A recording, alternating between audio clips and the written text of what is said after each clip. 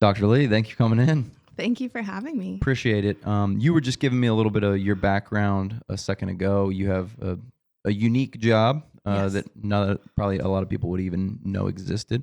So why don't you maybe take us, through what you do right now, Sure. and then we'll go back to the beginning and talk about how you got there. Sure. So I am the CEO and founder for the Institute for Trauma and Psychological Safety.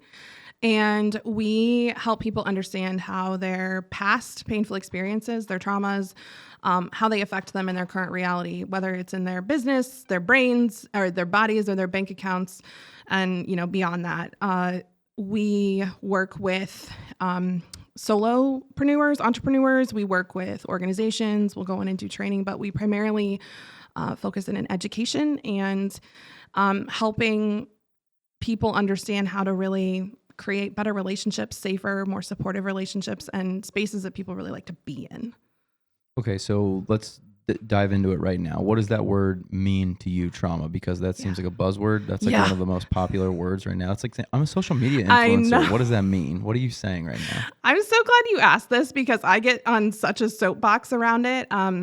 Especially because now that it's been a buzzword for a couple of years, everyone thinks like, okay, I know what that means. And I love making sure we're all on the same page. So when we say trauma, we think about trauma not as an event, but as an aftermath. Okay. So that makes sense to me.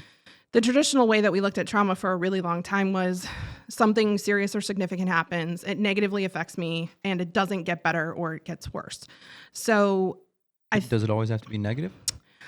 From a trauma perspective, the perception of the event there has to be a threat piece to it in your nervous system. So even if it seems positive on the outside, your nervous system has to go, oh, that was really, really scary, or that felt life-threatening. Okay. So that was a great question. Because I'm thinking of like, I don't make the freshman basketball team and I go crazy and I become Michael Jordan. Right. Is that traumatic? So it is traumatic in a sense because there's some pain, right? And at the same time, this is why I think it's important to look at this not just as something that's serious and significant to everybody, because you could not make the basketball team and become Michael Jordan, or you could not make the basketball team and make it have a negative perception of that and a painful perception of that. And you never pick up a basketball again. And that's happened probably millions of times. Yeah.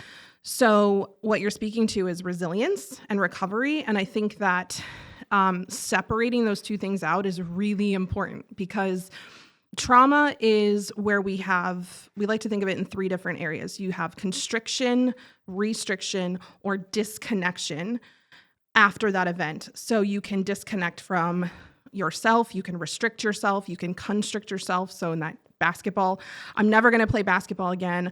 I'm awful at sports, and I'm never going to hang out with my teammates again. So there's all three of them there.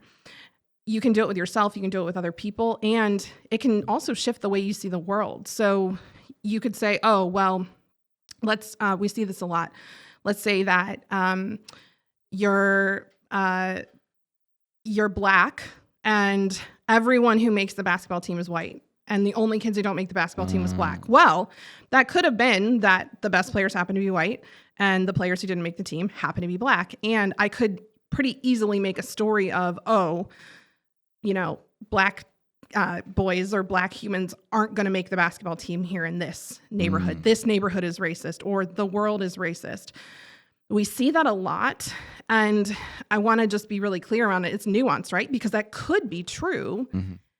And when we're in those experiences, it's hard to tell. So resilience is really being able to step out of that, process through what's happened, and go, okay, the story I'm telling myself here, is it true? Interesting.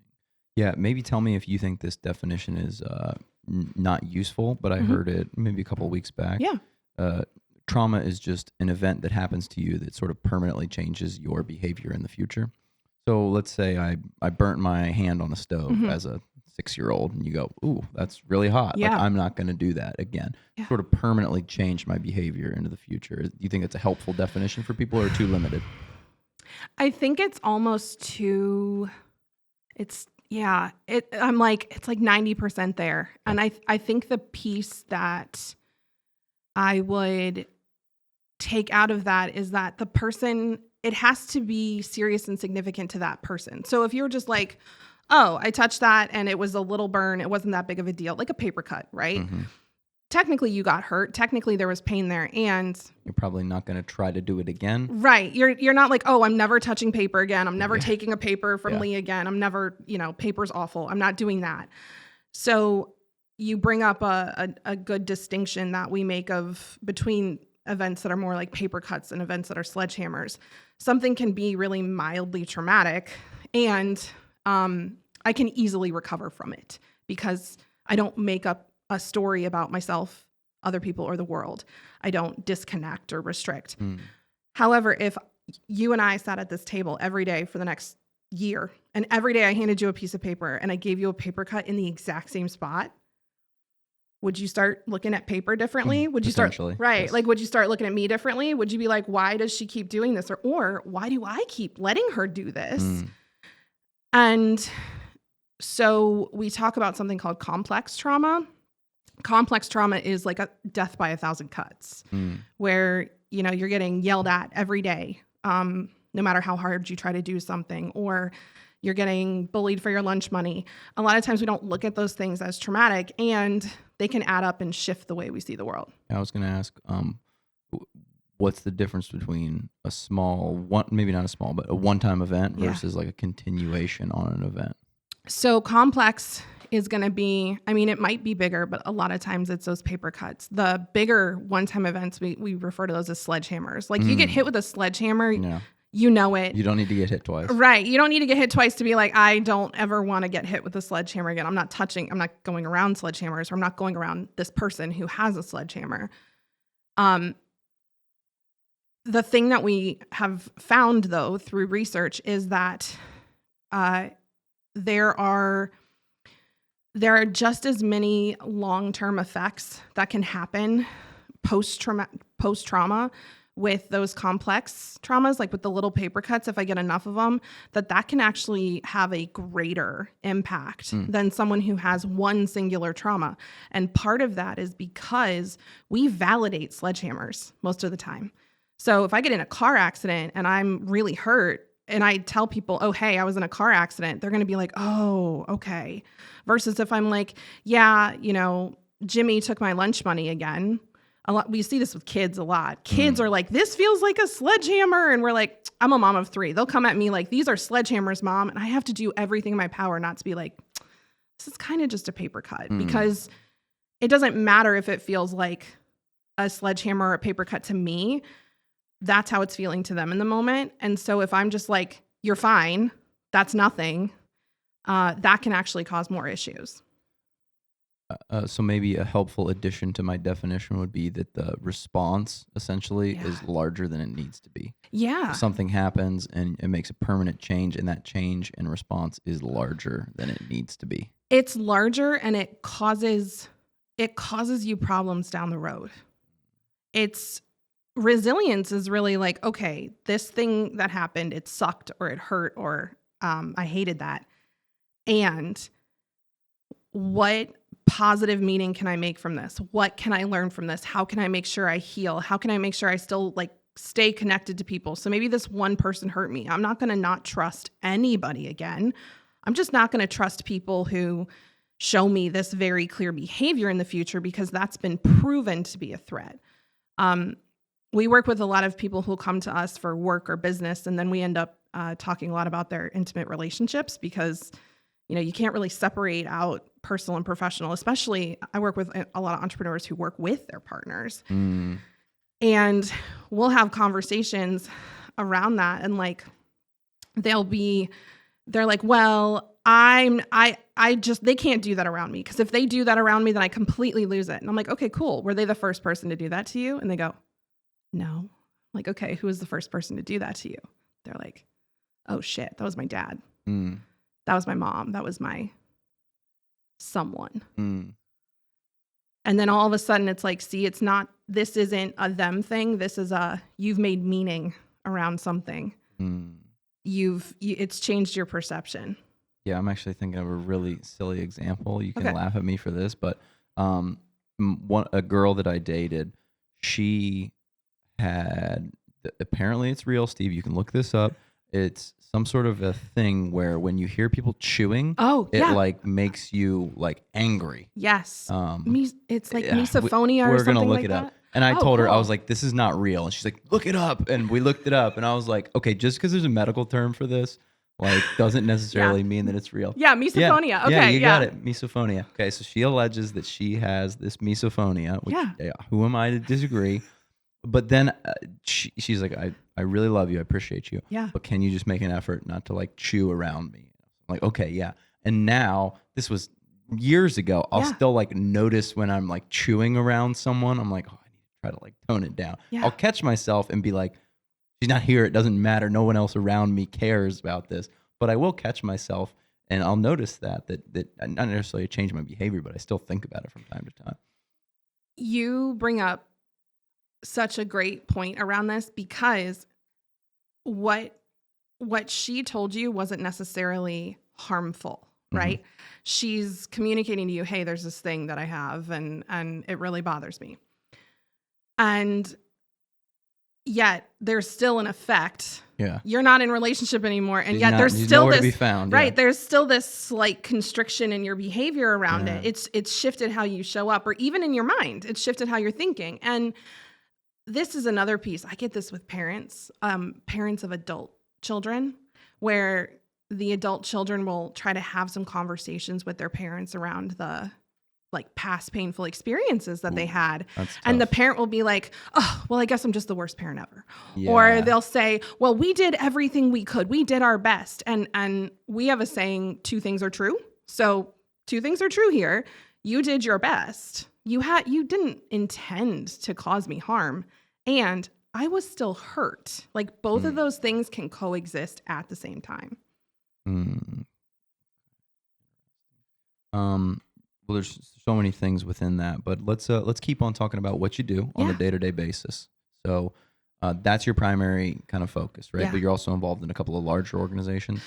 Yeah. So we work with nonprofits, and right now we're working with several small to like medium-sized businesses around how do we create I hesitate to use the word culture. You want to talk about another buzzword. Yeah. And how do we create spaces where the people who work in our business and the people who come and buy from us, who connect with our business from the outside, how can we help them feel like seen and heard? And how can we help them feel safe, like bringing their full selves into interactions with us? So a big thing here, when I have leaders say, oh yeah, we never get any complaints. Like people never complain. I'm like, okay, that's a problem. And they're like, why? And I'm like, because my team complains, quote unquote, to me all the time. And what I mean by that is they say, hey, this isn't working. Hey, we could do this better. Hey, I have an idea. Hey, when you said that the other day, that didn't really feel good. It takes me a second. I got to like check my ego. And that tells me they feel safe and they are invested in the health and the growth of our company. And so we work with a lot of business owners who really want to do, big, great things. And nobody out there is really teaching like nervous system regulation. And we hear terms like emotional intelligence and creating a culture of change and these things. And in reality, we are all humans that are also mammals. And understanding how our nervous systems work and how they interact with one another, and how I'm bringing all of my past experiences into this interaction with you. Understanding those are kind of some soft things. They're hard to measure. And yet when we consciously focus on improving those, retention of clients goes up, retentions of employees go up, satisfaction goes up, referral rates go up, profitability goes up, you have more innovation. Like there's so many benefits that come to this when people feel safer communicating and sharing. And then is that mostly the person that you're working with, like they call it the direct business owner, or or are you going to work with everyone involved at the company? So But first it has to start at the top, obviously. It does. Because you don't want to have like, hey, I trained all 50 of your employees how to give you feedback, and they're all going to tell the boss, like, you're terrible at this. And most leaders, a lot of leaders, when we talk about this, they're like, oh, cool, I'm going to have you come in and talk to our team because they can use this. And I'm like, what I'm not going to do. My team needs fixed. I'm doing great, but my team needs help. Well, and a lot of times it's coming from this really just, good-hearted place where they're like, oh, I really want them to feel safer. And I'm like, great. So let's talk about what you're doing first. And that's hard. Mm-hmm. It is hard to, a lot of us as leaders, we're high achievers, we're successful, and we a lot of times when we try things, we're pretty good at it the first time.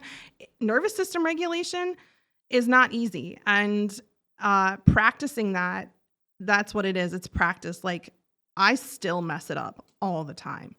I still get triggered or activated, and I'll say things that I don't mean to say, and I'll have to go back and clean it up. And it requires a lot of energy and a lot of focus in the first several weeks to months that you're doing it. And so, yeah, we'll come in, and I actually worked with a lot of leaders individually, one-on-one, before we started working with businesses. So I worked with a lot of leaders in healthcare, like physicians, and also with some VPs of like HR companies, those types of places. And they were the ones that were like, you got to start taking this training into actual businesses and helping them, because I'm hearing from my team how much better it is now that I did this with you. So if the leader's not willing to do it themselves, that's a clear, like, we are not a match, because you creating safety first, like you being able to stay in a hard conversation, you being able to own when you said something or you did something that was out of alignment, that is about 80% of what's necessary.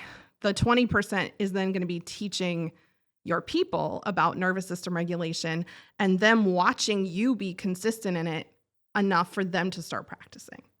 Because you've talked about nervous system regulation quite a bit, just maybe give me the overview. What is that? What does that mean? Yeah. So, when you were a kid and you would be upset about something and your parents would tell you to calm down. Okay. I mean, I don't know. Did that work for you? No. I remember that I was a kid who would I was very stubborn as a kid. That's what they would tell me. Okay. So you're getting the message of like, we don't like the way in which you are feeling your feelings out loud. Yeah. Okay. So nervous system regulation is, can I understand what feelings I'm having, what sensations are coming up in my body? Can I understand when I leave this state of calmness and curiosity and open-mindedness and connection, and when I literally get information from the outside world that I should feel threatened, and I go into this, we call it activation or dysregulation. This is when the alarm bells are going off in your brain. Yes. The smoke detector is going off in your brain. The amygdala, if anyone is familiar with it, it's this little tiny center in your brain that's essentially the smoke detector. Guess what trains the smoke detector to go off? Past painful experiences. So I'll give you an example because I think this is easier.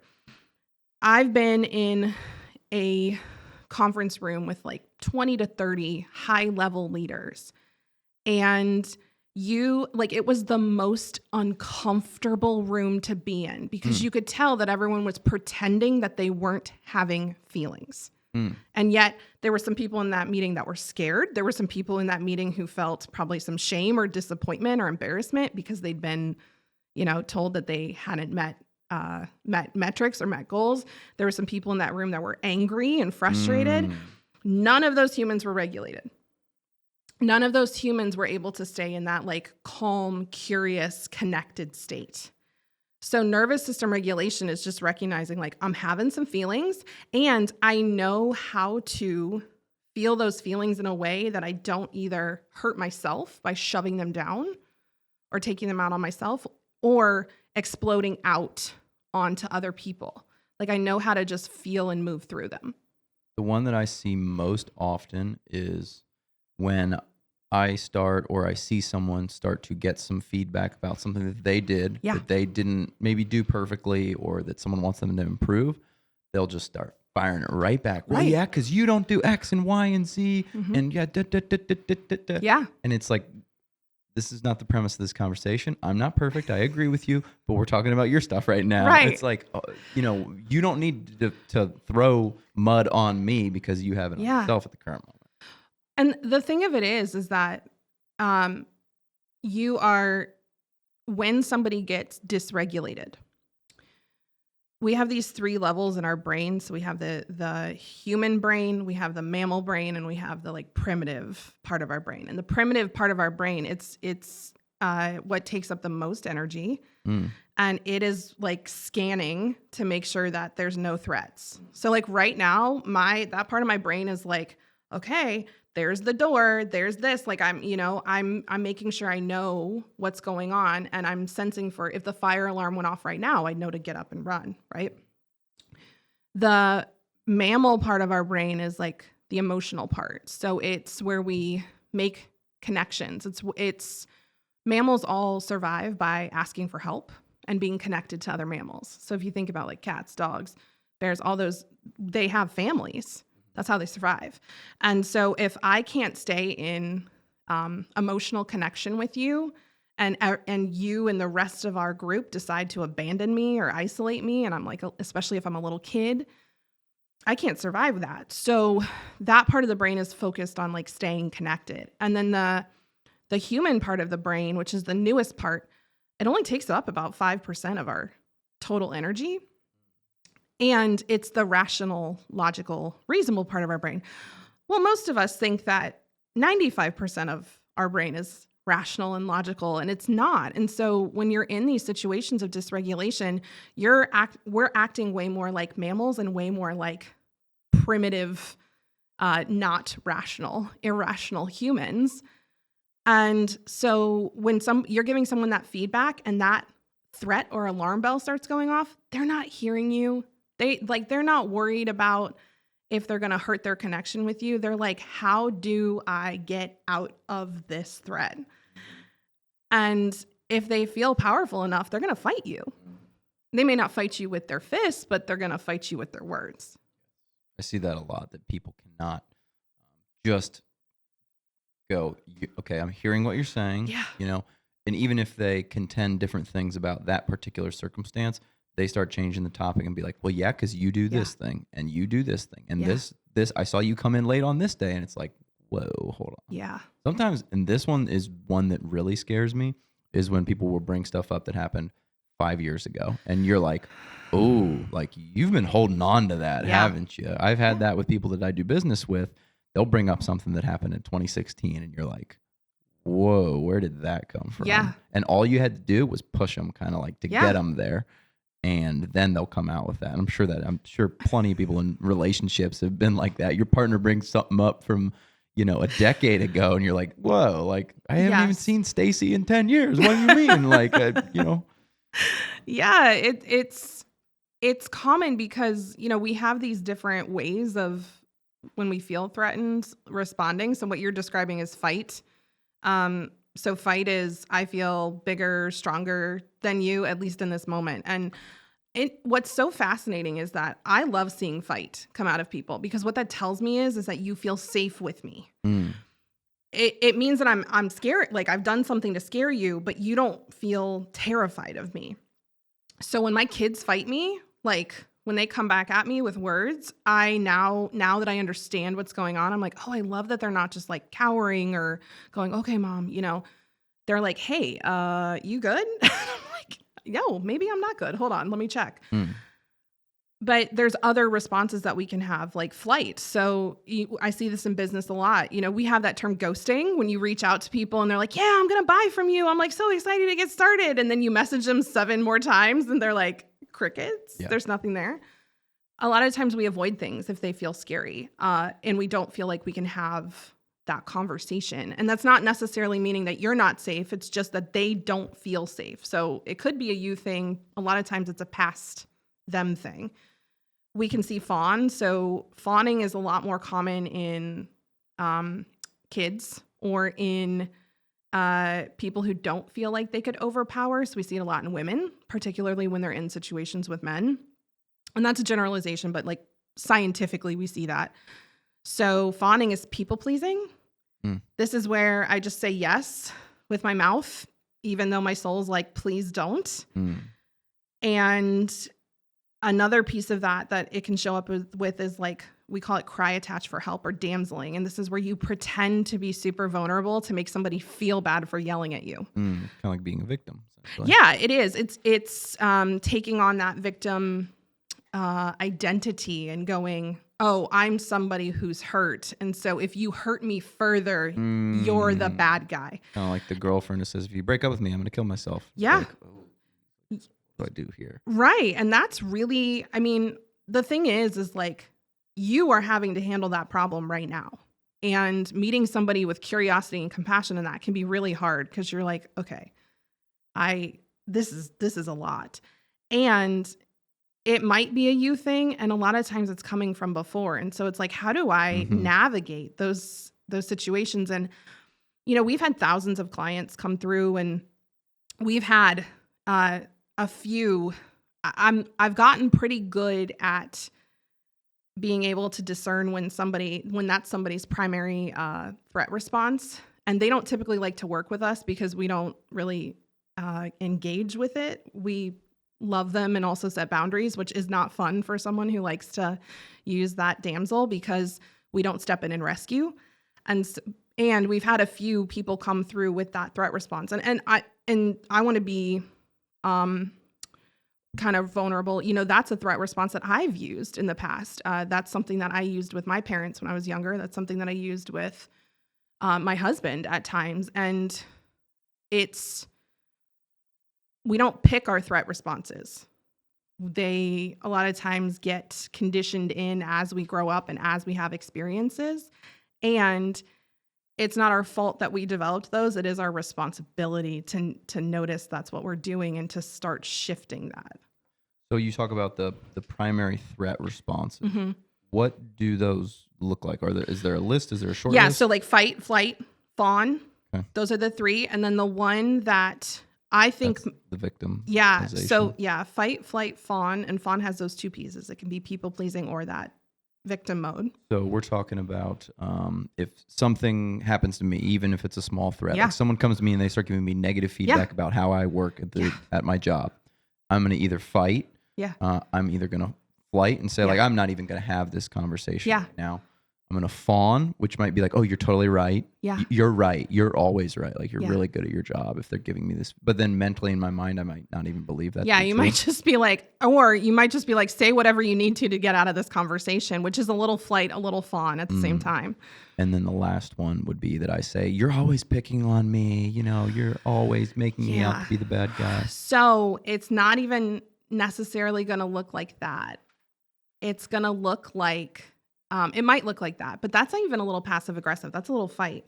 What this will look like is, oh my gosh, you're so right. Like, I am just the worst person ever. And I can't believe that you even kept me on as an employee. Like, I should just quit. I should just go. That's damseling. It's, if you picture somebody like drowning, like flopping around, pretending they're drowning in a baby pool, that's cry attach for help.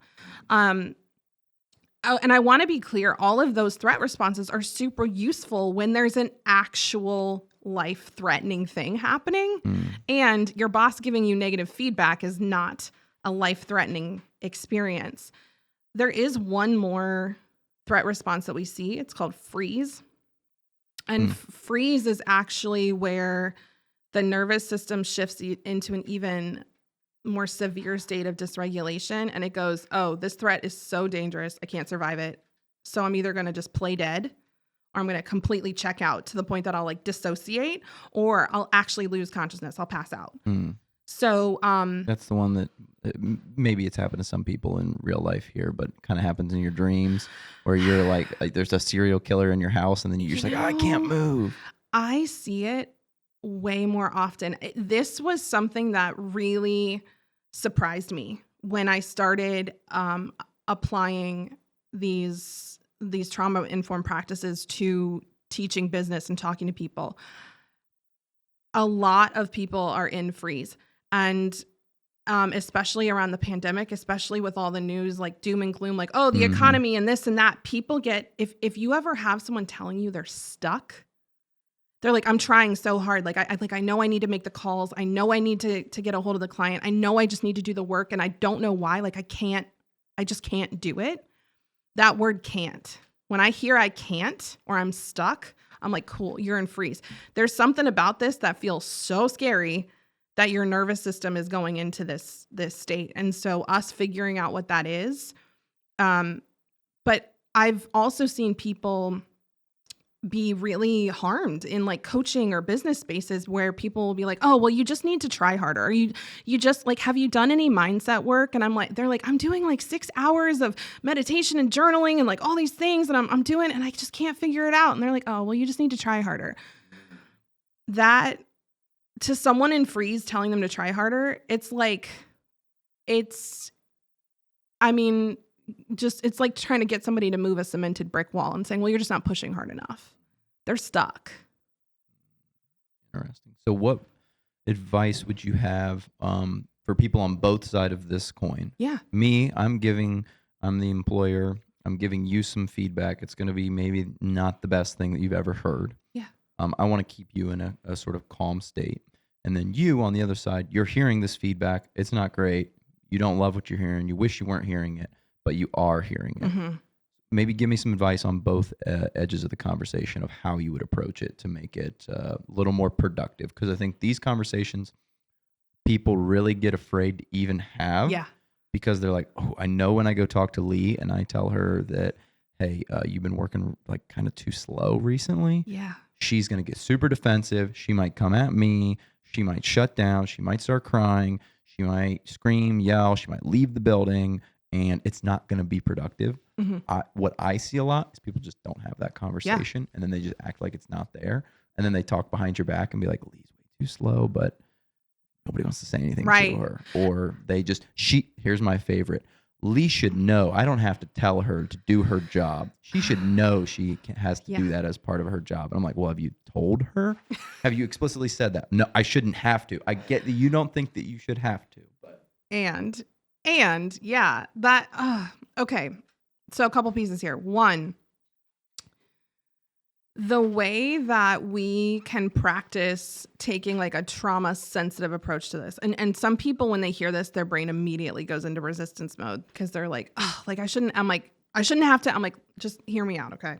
Because the end of this actually gets you more of what you want. So if that is enough of an incentive to listen in, because I know it's hard. This is a hard conversation to have.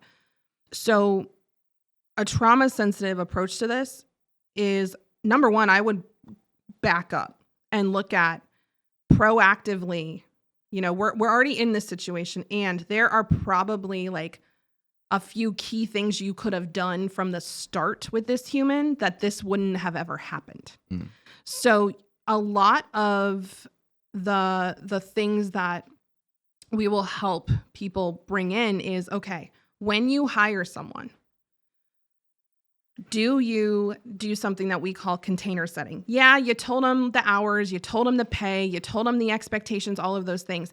Did you get clear on how this person likes to get feedback? Did you ask this person questions around like, when is the most productive time of the day for them? Like, where do they think that their struggles are going to be? They're going to, if we can go in and really practice curiosity with these employees and be like, hey, we asked that interview question, what are your strengths and what are your weaknesses? But we don't really ever ask that after the interview. We evaluate them at the end of the year, and the strengths and the weaknesses that we have, like people are usually pretty clear about the places that they struggle. And if they feel safe telling you that, like, hey, I'm asking you this question, not because I'm going to then grade you on this. It's because I want to make sure that we incorporate more of that into your training. It's because I want to make sure as your leader that I'm supporting you in this. It's because I know that if you feel safe enough to be like, hey, I'm noticing I'm having issues with my productivity. Can you come watch me and like see if you see any spots that I'm slowing down? You're going to have employees that actually proactively come to you and say those things, as opposed to you having to reactively be like, oh, how do I have this conversation? So that is something that from an onboarding process, it's not just teaching them the job, it's you learning how they work. I think that's fantastic advice for people basically on day one of a new hire. We just instituted a new thing with our new hires where we will do that. But a couple of the questions that you just asked there, what are the things that you struggle with and you think you're good at, and how are you best at receiving feedback? Yeah. That's a great question and some answer to put down, because then when you can approach that person, if they do something negative and you say, hey, you told me that the best thing is just to be direct with you. I am being direct with you. It's kind of like you, not to say that you box them in, but it's like, this is what you said to me, you know, like you put pen to paper that this is the way you want to hear it. And I'm just giving you what you asked for. Exactly. That's if that person starts to get upset, you can be like, hey, you know what? Maybe I made a mistake here, because do you remember on that first day we talked about that this is how you'd like to get this feedback? Am I doing that right now? Like, because sometimes you think you understood what they meant and they're like, no, that's not what I meant at all. I meant it like this. And you're like, oh, okay, great. So, cool. So let me try that here and then go in to it. A lot of times people watching you like not make a big deal out of misunderstanding something yourself and then being willing to like quickly correct and redirect. They go, oh, not only they're not going to assume that I'm the bad guy if I start to get a little dysregulated. They're going to approach that with curiosity too. So one of the other things that we talk about is when you're going to give somebody feedback, there are like, it seems so silly and it has made such a difference. And I want to say, particularly with women, I see this a lot with women. If you say, hey, can we talk later? Ooh. What do they say? Am I in trouble? What did I do? What did I do? There's two phrases that are 4 words. What did I do? Am I in trouble? That's what we bring people to this conference room. Mm-hmm. That's when people know it's serious. If you're coming to the conference room to have a meeting, you got to do the long walk from the back of the warehouse to here. They're like, oh no, am I getting fired? What's going on? Okay, so do you ever do talk about serious positive stuff in this room? Yeah. Okay. If we do performance reviews. Okay. But I guess to your point, there would be very few times when I would like pull you out of the day of work to bring you in here and be like, yeah, you are kicking butt. We're so happy to have you. That would be a little less formal. And that is something I think my organization needs to work on. I think every organization needs to do a little better job at.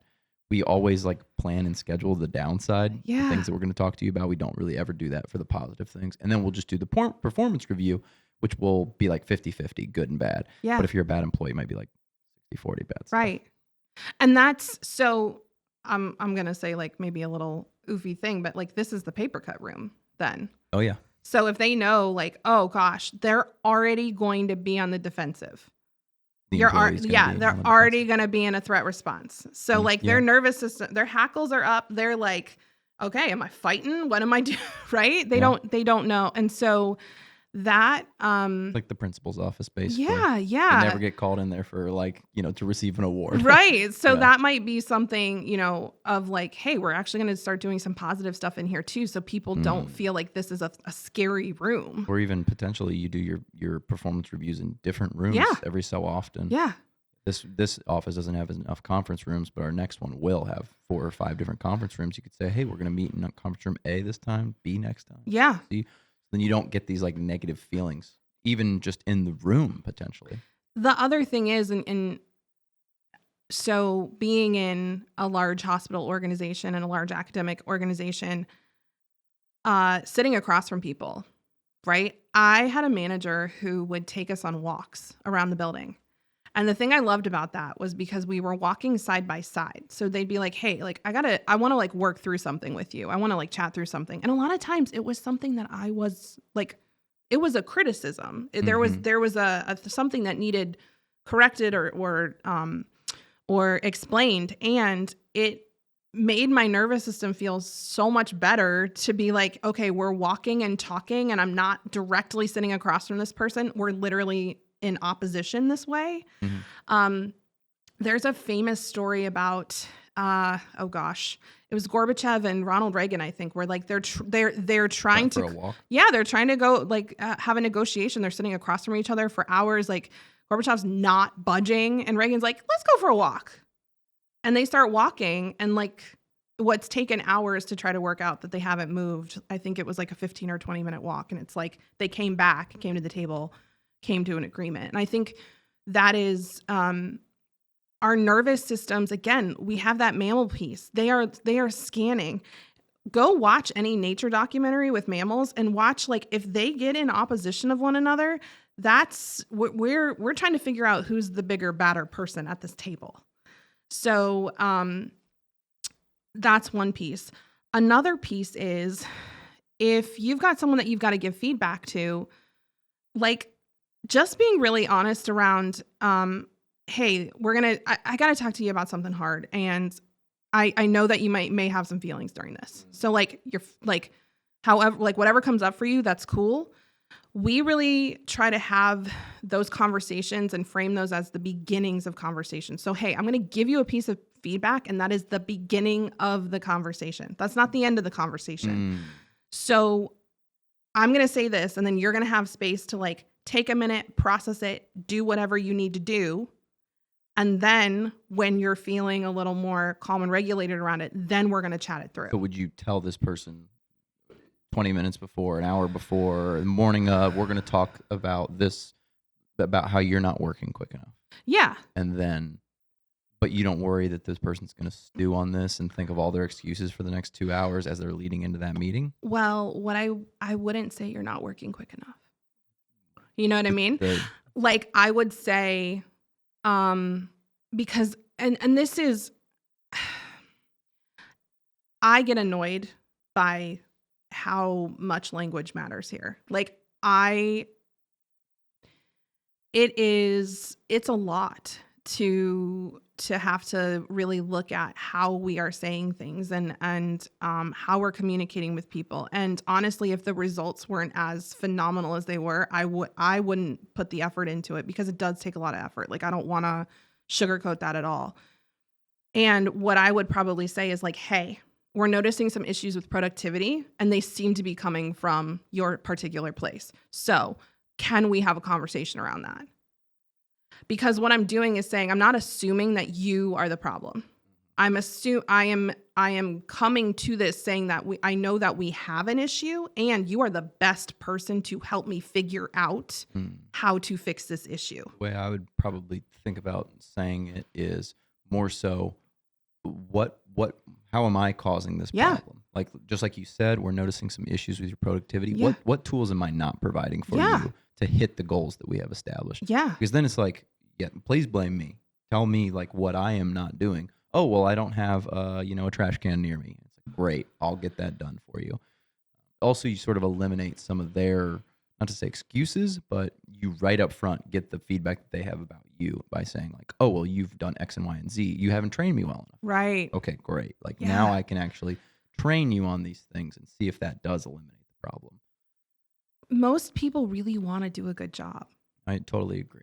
And I think we, as business owners or leaders, can sometimes just get in this place of, and by the way, this is trauma. This is disconnection. Oh, nobody wants to work anymore. Well, is it that nobody wants to work? Is it nobody that nobody wants to try hard? Or could it be something else? Could it be like they don't have what they need? Or could it be that they're really like, maybe their last boss just completely destroyed their confidence. And so they're excited to be here with you. They can tell that you're different and they're scared because their last boss seemed pretty cool at the start too. So there can just be so much going on. And I think the instead of saying what's wrong with this person, like, why are they like this? Like, what's going on behind everything that I can see that could be affecting this? I've had conversations with team where I was pretty sure I knew what the problem was. Like if you'd said, Lee, bet $100, you know what the problem is. I'd be like, oh yeah, bet. And I get in there and having this conversation in this more curiosity focused way, they're like, oh no, it's this. And I'm like, oh my gosh, it is that. And I would have never seen that if I'd come in and said, hey, this is the thing. We got to fix it this way. You talk about business owners or even the higher level executives saying, oh, there's a problem with this person. I see it a lot with employees on other employees. Sometimes employees can be way more critical of their fellow employees than a business owner ever would be. And it's this weird thing, I think, when employees believe, because Lee and me are at the same position, when Lee slacks off, she takes money out of my pocket. And I'm like, that's not your responsibility to worry about that. Like, I appreciate that you care about the company, and I appreciate that you obviously want to do your best job. But what I see is people get way more mad when someone else is like taking advantage and they feel like this is BS. I don't get to do that. And I'm getting paid this dollar amount per hour and they're getting the same and they're, stealing $3 or $4 an hour from the company. I see a lot of people get very frustrated with that. So going back to that, like restriction, constriction, disconnection, if I have had it drilled into me that being lazy or being less productive is bad, wrong, and leads to shame from a parent or a boss, or it leads to abandonment or rejection, or it leads to getting fired and like not having security, physical safety. And then I watch someone else doing that. That's scary. And I have one of two options.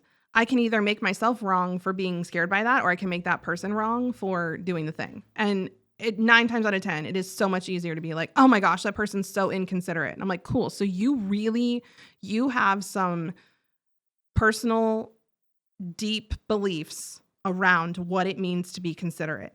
And that, like, let's find the benefit in that. Let's make a positive meaning out of that. So if consideration really matters to you and you really care about the company, can we look at this person? Like, can we practice curiosity towards them and figure out why are they slacking off? Are they working 3 jobs? Are they sleeping 2 hours a night? Were they up all night with their sick kid? Like, what? Like, maybe there's something there. Do they not eat because they decided to pack lunches for their kids and then go without because there's not, we don't know what's going on. So that, I think, pulling out the thing that's important, the thing that they're getting the most upset about, and being like, oh, this is really bothering you because you really value this thing and you see them not doing it. Okay, great. Well, let's figure out how to bring that value in more. Interesting. So back to this conversation that we're going to have, it's going to be really hard on both sides, right? Yeah. I've done my pre-planning. I've sat down with you the day that you're hired. I've done some various things. I've gotten rid of all the ifs, ands, and buts that people have about saying, oh, I shouldn't have to tell Lee that she should do this. Maybe we've cleared out. Maybe we're not in this conference room. We have a different setting. I need to be very thoughtful about the words that I'm going to use. Are there any other pieces of advice, being the sender of the information, that you should be thinking about? Also, you said potentially giving them a heads up as the starting point. This conversation is going to start with this thing, and then it's going to go just more free flowing. There's 2 last things. One is, before you walk into that space, like, you get to have a conversation with yourself. Actually, both pieces are around having a conversation with yourself. The first part is like, what about this feels hard for me? Is it, gosh, I really, really hate firing people. I hate doing this. It makes me feel blank as a leader. You taking a minute to really feel your feelings around, and by the way, when I say feel your feelings, I think a lot of times people think I mean like start sobbing in a coat closet or something. That's not what I'm saying. I'm saying, like, take a second and take a couple deep breaths and ask yourself, am I feeling frustrated that I have to have this conversation? Am I feeling sad that, like, this is the 3rd person I've tried to have in this position and it keeps not working? Or, like, am I feeling, disappointed, overwhelmed, like, whatever. Allow yourself to have those. They get to be there. And, like, from there, that also points to what's important to you. So if you're noticing that the thing that frustrates you the most and the most meetings you're having with people is around like their lack of productivity, okay, well, what does productivity mean to you? Right? Does that mean that you have profitability in the company so then you're able to feed your family? Like, are you feeling nervous? What's going on? Really get into that. And then before you move, yeah, please. Will you try to channel that? Will you say like, I'm disappointed in this person, I'm going to try to channel that in this conversation? Or will you not? Is it more about you and you go, hey, this is my thing, I don't need to bring it into the situation necessarily? It's really about what's your need underneath of that. So if it's like, well, I need people to be more productive, why? My answer to that would be I know you're going to be like, well, that doesn't make sense. It's not even about their actual productivity. Okay. It's the image that you give to everyone else around you. It's the team. Okay. So you need to present to the team that we all give a similar amount of effort. Okay. It's okay to give way more, but it's not okay to give way less. Okay. So so what's important to you as the leader is that there's a standard of, we call it the mixed standard. Okay. The mixed standard. Oh, is it okay if I just like work with you on this one? Okay, cool. So there's this mixed standard, and the standard is that everyone puts in a certain amount of effort. Yep. Okay. You don't steal time. You don't slack off. Okay. You're not moving at a snail's pace. You're not spending 20 minutes in the bathroom unless you have something really going on. Okay. Which I think every warehouse deals with these very similar kind of things. Okay. What does it mean if that standard is not upheld? What does it mean about you? About me personally or the company? Not about you. Well, let's start with you. What does it mean about you personally if the people you've hired aren't holding that standard? It means that we do not enforce that standard. Okay. It means that we allow that to slide. Okay. And maybe we do not enforce the rigidity of that across the board. Okay. Which some people might interpret as being unfair. Okay. And then if people interpreted that as being unfair, what would that mean? That we were playing favorites, potentially. Okay. And that we're picking and choosing people that we like more. Okay. Which would fundamentally mean that we, don't really give the same amount of effort and love and attention to every single person. Okay. Maybe we care more if one person succeeds versus one person. So what I'm hearing is that you really care that your people feel cared for. Certainly. Okay. So and we want them to feel excited and happy to work here. Okay. We don't want them to be dragged down by the idea that like they care way more about Lee than they care about me. Okay. Lee's special. Everyone knows that she's the favorite. But me, I'm a dog. Like nobody cares about me at the company. Chew me up, spit me out. They don't care. When I'm late, they say something. When Lee's late, nobody says anything. Can I ask you a question? Yeah. Did you experience that? No, I've been an entrepreneur my whole life. Okay. I mean, I've never worked at a real company. So I started this company right out of college. Maybe not being a favorite. Not that I can remember. Okay. More so, I'll be honest. Yeah. This is my observation of dealing with teams. And I've said this multiple times on the podcast. What I don't like, and this is probably where it comes from, is I don't like when people come to me and they're mad or upset or they're frustrated or they're annoyed with something that is top down happening. The two things that I find frustrate people the most, and I think any leader, if you're on an island with 15 people and they're like, you're in charge, you're a team captain of a sports team, you're running a 500-person organization, 5,000-person organization. Two things that will automatically and instantly get people frustrated with you is lack of consistency and lack of transparency. Lack of consistency is what I just talked about. When Lee's late, she doesn't get reprimanded. When I'm late, I get reprimanded. That is lack of consistency. So we don't apply this standard across the board, right? When Lee needs to, walk outside and take a phone call, nobody cares. Just leave. You got a call. I'm sure it's important. When I walk outside to take a call, everyone is upset. Where's Alex? What's going on? The second one is that lack of transparency, where either A, you're not telling people your expectations of them, or B, you're not telling them useful and important information for them to have success, or C, you're not telling them that you're frustrated with them, and what I like to call the escalation of concern, where it's like, Lee, what in the world, that escalation of concern where you were unaware because it was not transparent that you were like on the cutting block there, essentially. So those are the two things that I think I have seen as a leader really quickly make people frustrated. To bring it back, I don't like it when people are frustrated at me or the organization. Okay. I am not a people pleaser. I 2 or 3 years ago told one of my managers in the warehouse, I'm like, you can't make everyone happy. Yeah. You can listen. Yeah. But whatever decision you make is going to frustrate someone. If we cater lunch, someone's gonna be like, why did we get Mexican? It's like, it's free. Okay. Just like get over it. I'm sorry if that's not your favorite genre of food. You're always going to have people upset with you. So I try to avoid that as best as I can before it starts. Okay. So that was a lot. No, this is my job. Like, so I just got really excited to listen to all that. Yeah. There's a couple pieces in that I think are really like cool to pull out, is that a lot of people hearing where you started around like the productivity piece and then realizing, oh, it's actually about, we want to make sure that people feel really cared for and that like they understand that we're creating this standard so that there's decreased frustration in our employees. Right. So, something I see happen a lot is if I'm trying to avoid frustration, right? So if I have this bullseye of, okay, I'm going to throw darts at the avoid frustration bullseye, and I'm going to try to hit the center of avoid frustration. Well, that doesn't mean that I'm throwing any darts at like the care and concern. And I'm not saying that this is what you're doing.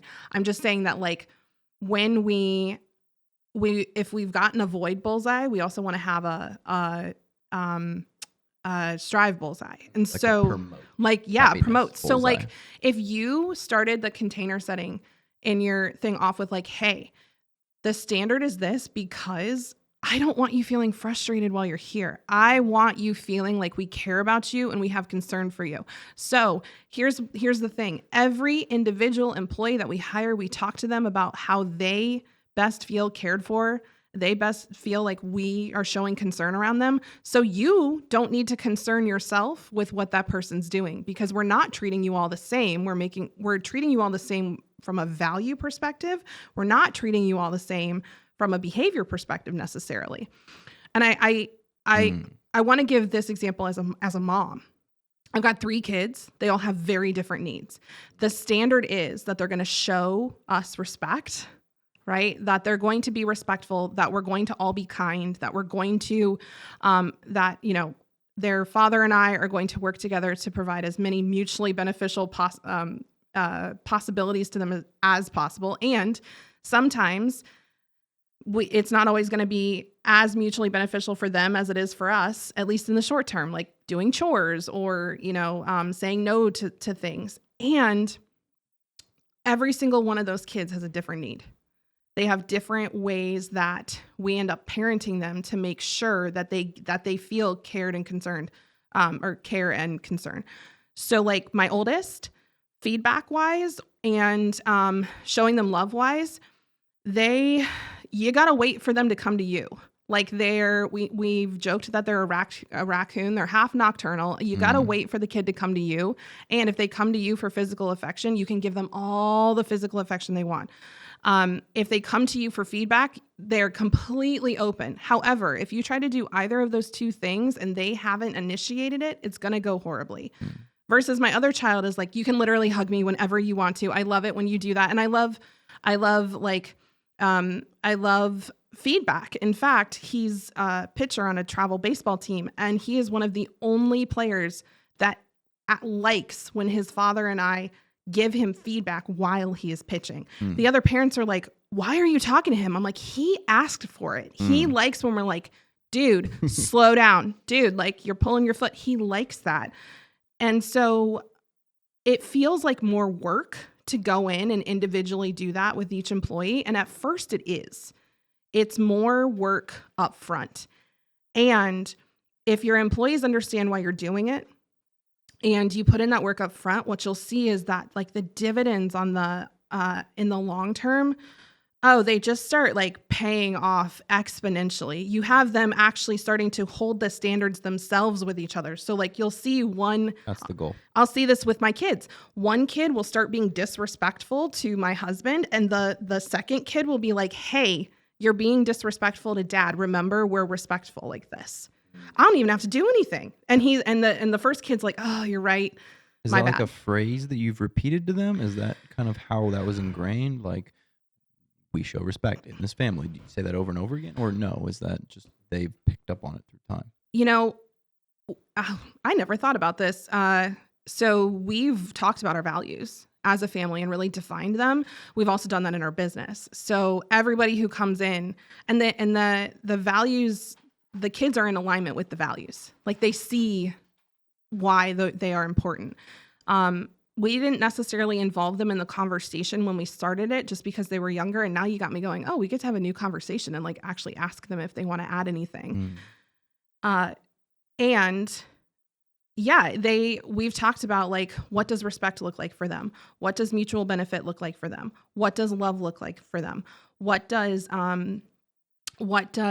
we call it kind candor from Gary Vee. I don't know if you've read 12 and a half. No, the one that I know is Radical Candor. Yeah. I'm not sure. I can't remember the author's name. Steve could probably find it. Yeah.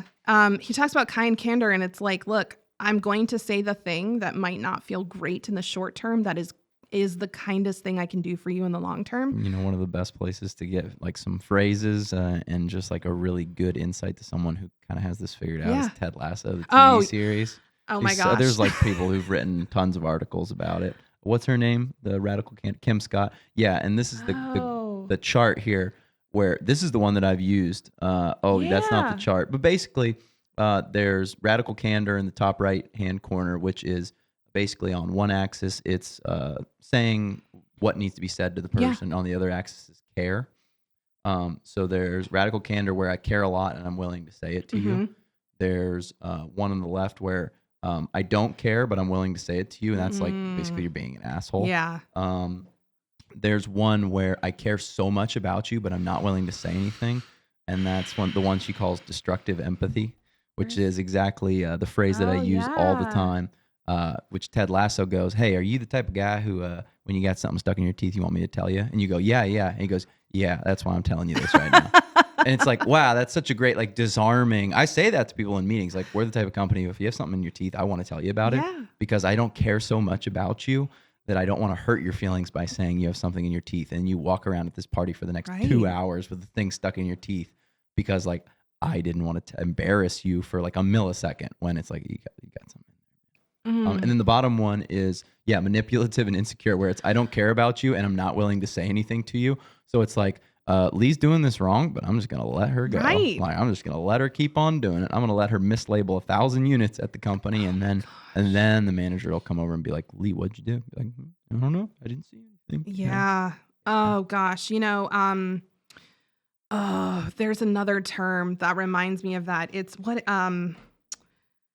like malicious compliance. Have you seen that? Also reminds me of this, where it's where somebody gives you. That was coming for a while. You just actually made me feel a lot better because I'm over here like hitting this cord constantly. I almost we're having equipment technical difficulties here. I'm about to lose my mic, but sorry to interrupt. No, you're great. That malicious compliance is when somebody gives you instructions that you know are going to lead to failure, and you're like, bet, let's do it, right? Because you're like, it's the opposite, right? Where it's like, if that's the way you want me to do this, I'll do it. I don't care enough to tell you. Let me prove you wrong by doing it the wrong way. Yeah, well, and but I see this, and a lot of people think, oh, malicious compliance, like that's on the spectrum, that's pretty far over. But I see this in healthcare all the time.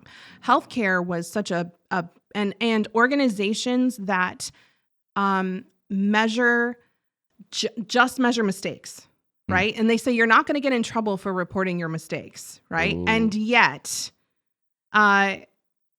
when I first started as a nurse practitioner, I remember they were like, you have $1 million in single incident and $3 million lifetime malpractice coverage from the hospital. And I remember being like, oh, this is cool. And one of my friends was like, get your own insurance. And I was like, wait, why? And she said, because that insurance is there to cover the hospital and you. But if you and the hospital are on different sides, you ain't covered. Well, the hospital's going to win that right, war, exactly. You know? Like the hospital will cover you as long as it seems like you've done the right thing. Well, it's a lot easier to pin the blame on someone else than this is a rogue actor in our business and we can't believe that Lee did this. As opposed to like, this is a systemic flaw. There was just a case, not just, but I think it was about a year and a half ago at Vanderbilt, where a nurse was charged with like some really serious felonies because she gave a patient a medication that ended up leading to their death.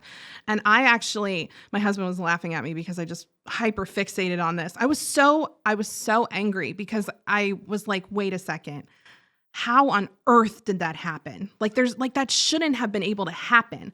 And so I actually went and read like all of the court documents. I mean, hundreds of pages. I was going through the testimonies. Like, this is not your fight. You don't need to fight this fight. He's actually like, I'm gonna let her go. There's good ideas typically come out of these hyperfixations. So I'm gonna let it ride. But so I was reading these hundreds of pages and I'm going through and I'm like, oh my gosh, there are so many systemic problems here.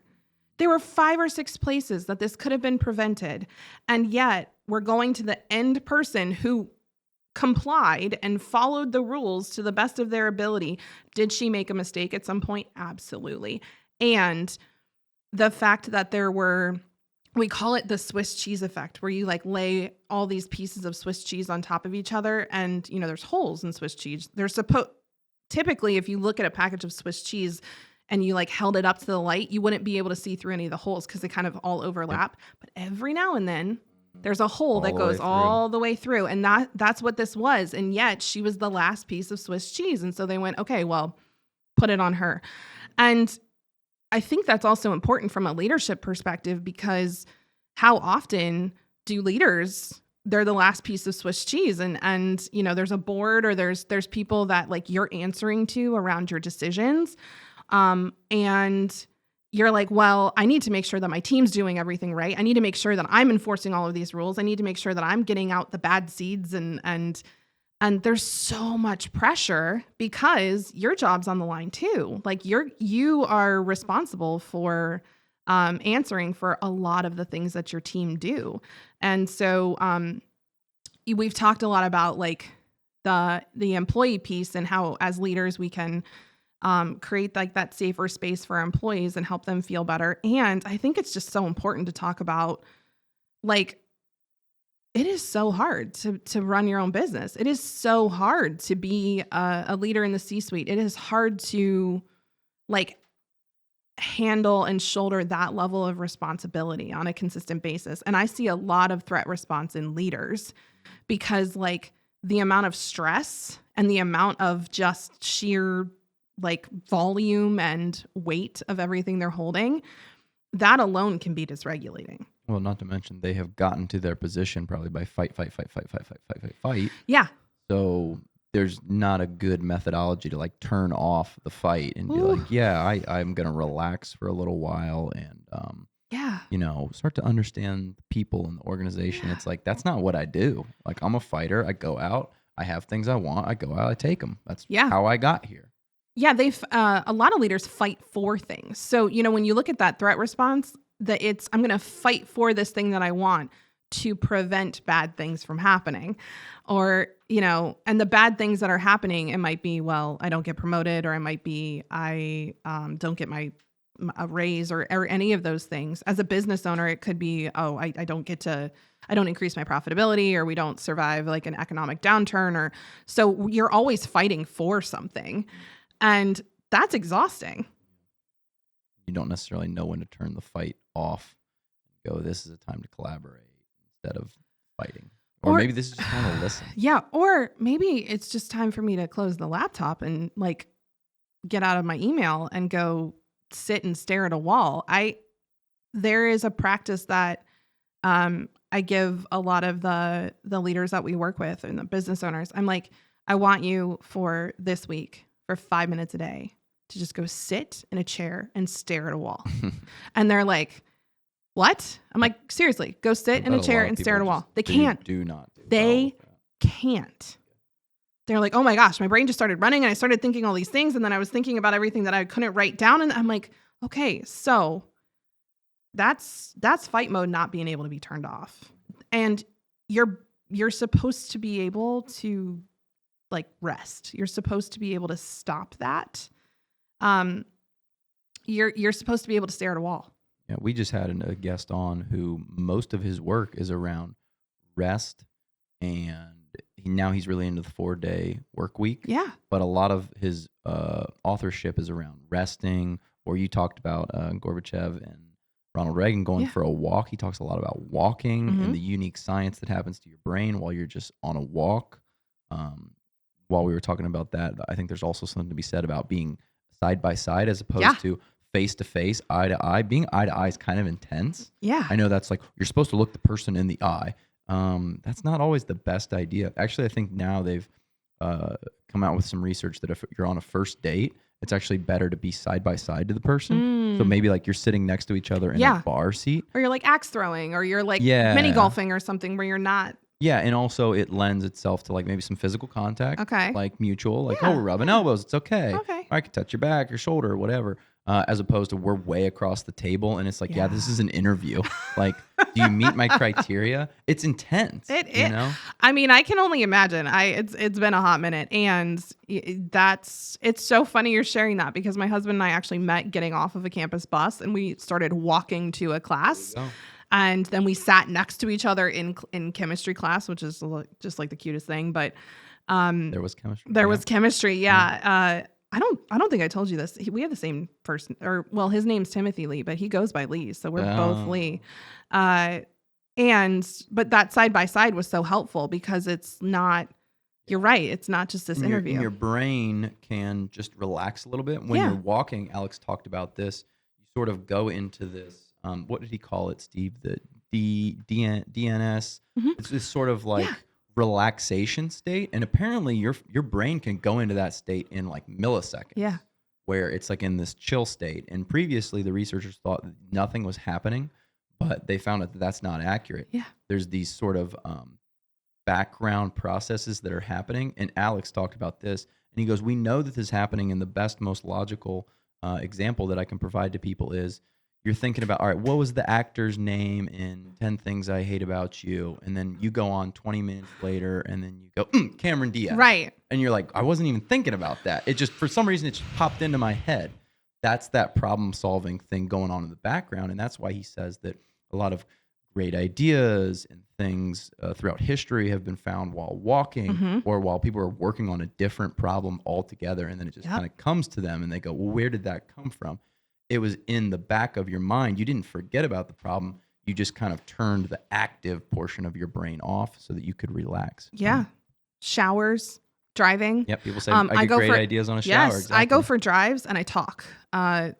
Sometimes there's somebody with me. Sometimes there's not. And it's kind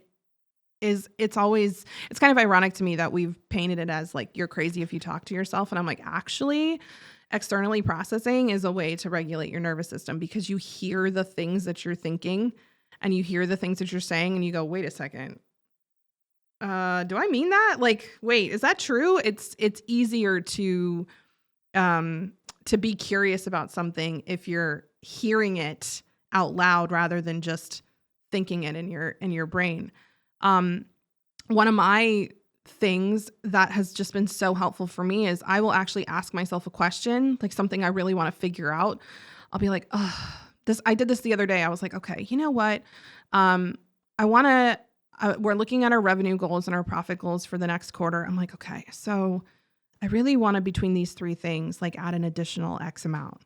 And I was like, all right, let's figure out how to do that. And I went to bed and I woke up and I did my normal routine and I sat down on my desk and I was like, oh, there's the answer.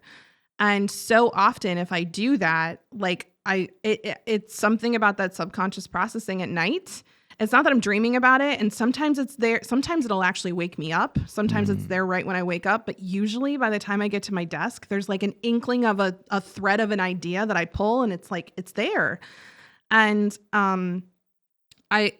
most people have some sort of way as they practice these things, if it's like walking or the shower or driving or whatever, that they can find that allows their brain to get into that more flow state. And in case you need another reason to practice being more regulated, the more regulated you are, the more your brain can think about things in a curious way, in an open-minded way, because it's not focused on, oh, there's something dangerous over here. Oh, there's something dangerous over here. It can put more of that energy, that blood flow, that oxygen to those creative parts of your brain and actually think on those ideas. I got a lot of things to continue talking about, but let's take a quick break. And then we'll sure. circle back.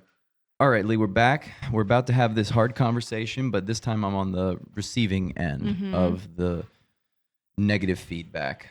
What is your advice to the receiver about how to handle that and use it constructively? You know, I would say, like, something I say to myself before going in a conversation where I know someone's going to like say some hard truths is like, I'm not going to die. And I know that sounds kind of flippant, and really I will do this with my own nervous system when I'm really having a rough moment, when I'm super activated. I'm like, we are not dying. I know it feels like we're dying right now. We're not dying. We're not going to die. Like, this conversation will not kill me. And even saying that out loud or like repeating that in my brain kind of tells that primitive part, like, chill out. And it's like saying calm down, but actually saying it in an effective way. And really it's, okay, can I recognize that this is going to probably be uncomfortable? And like, that is not the worst thing in the world.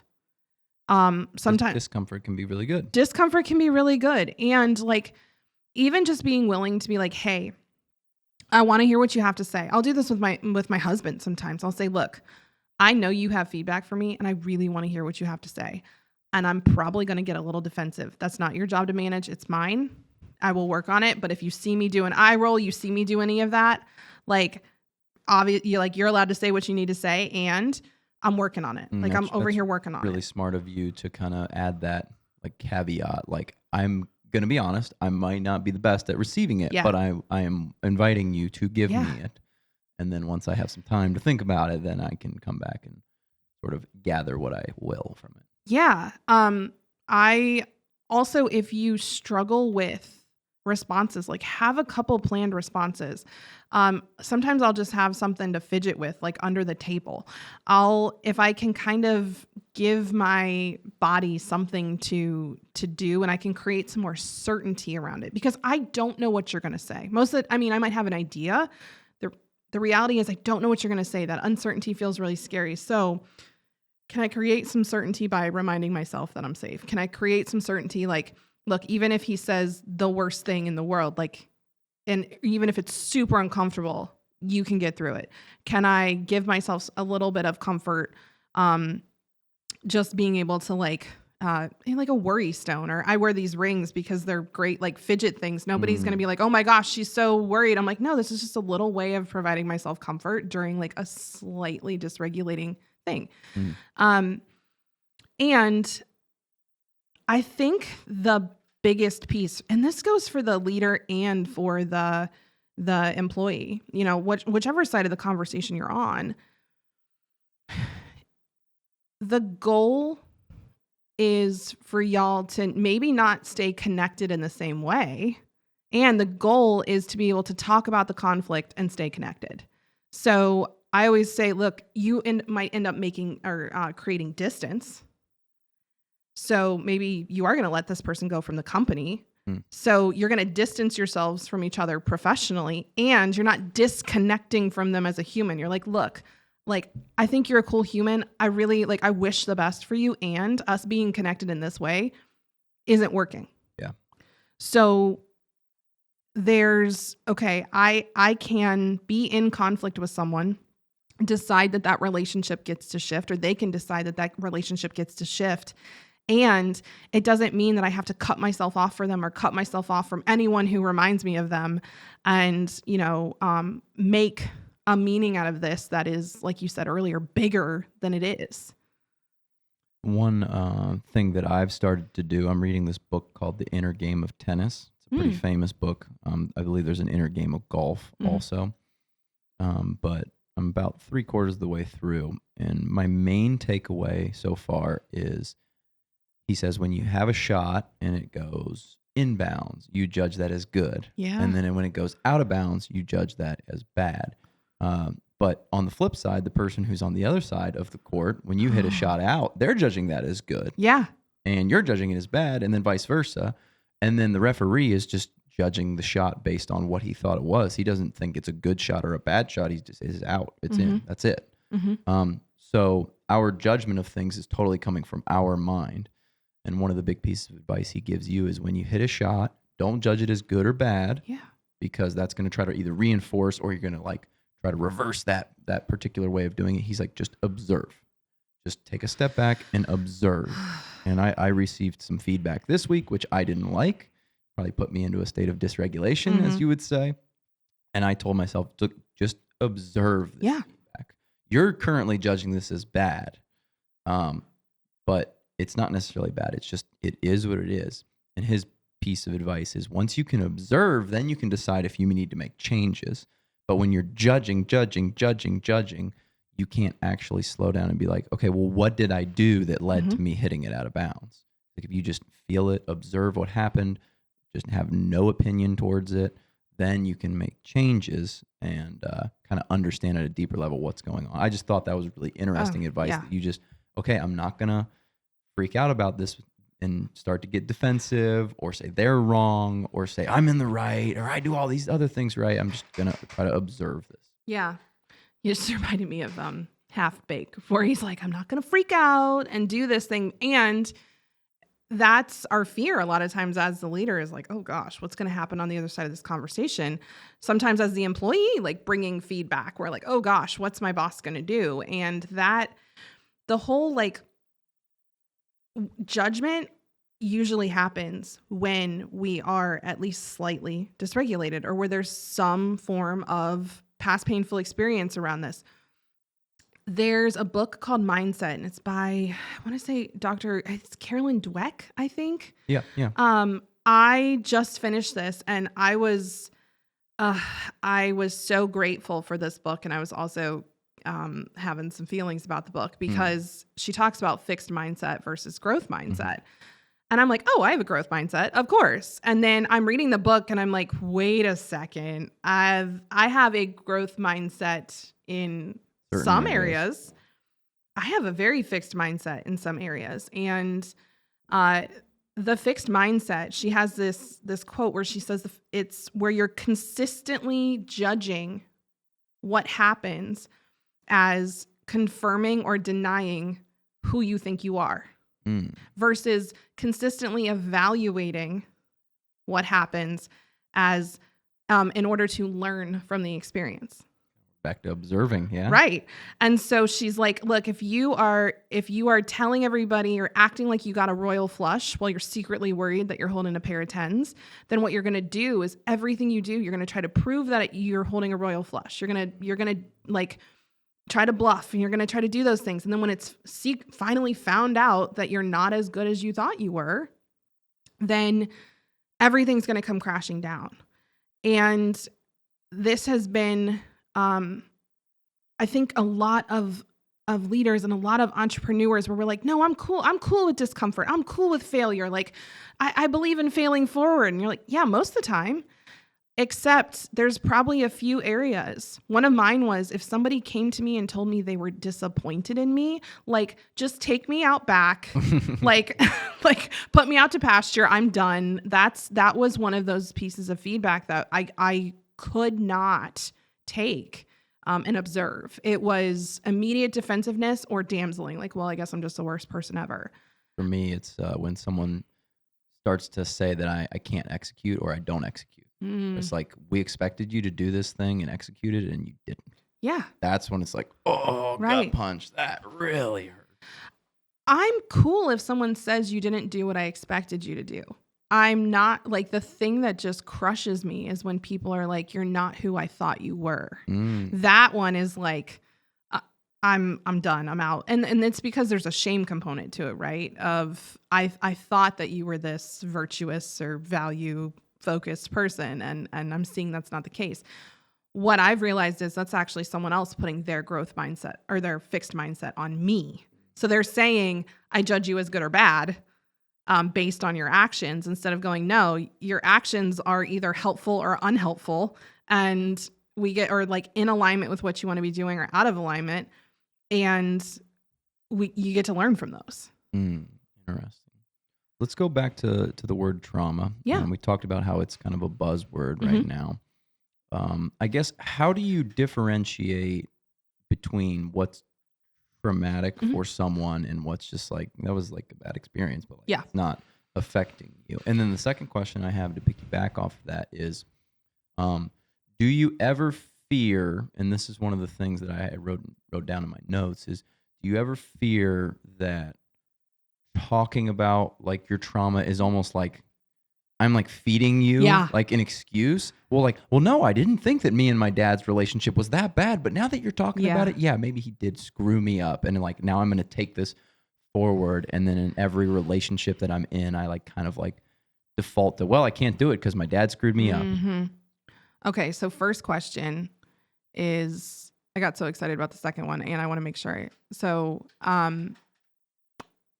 will you say it again? Let's go. We can go straight to it. Okay. Do you think that trauma and talking about trauma it can make it worse? Yeah, I do. I can hypnotize you into having trauma. I do think we make it worse. I think we have a big victim culture right now, where everybody's like, I'm the victim of systemic racism, and it's like, hey, like maybe you just like aren't a high performer. Like maybe so, but maybe not.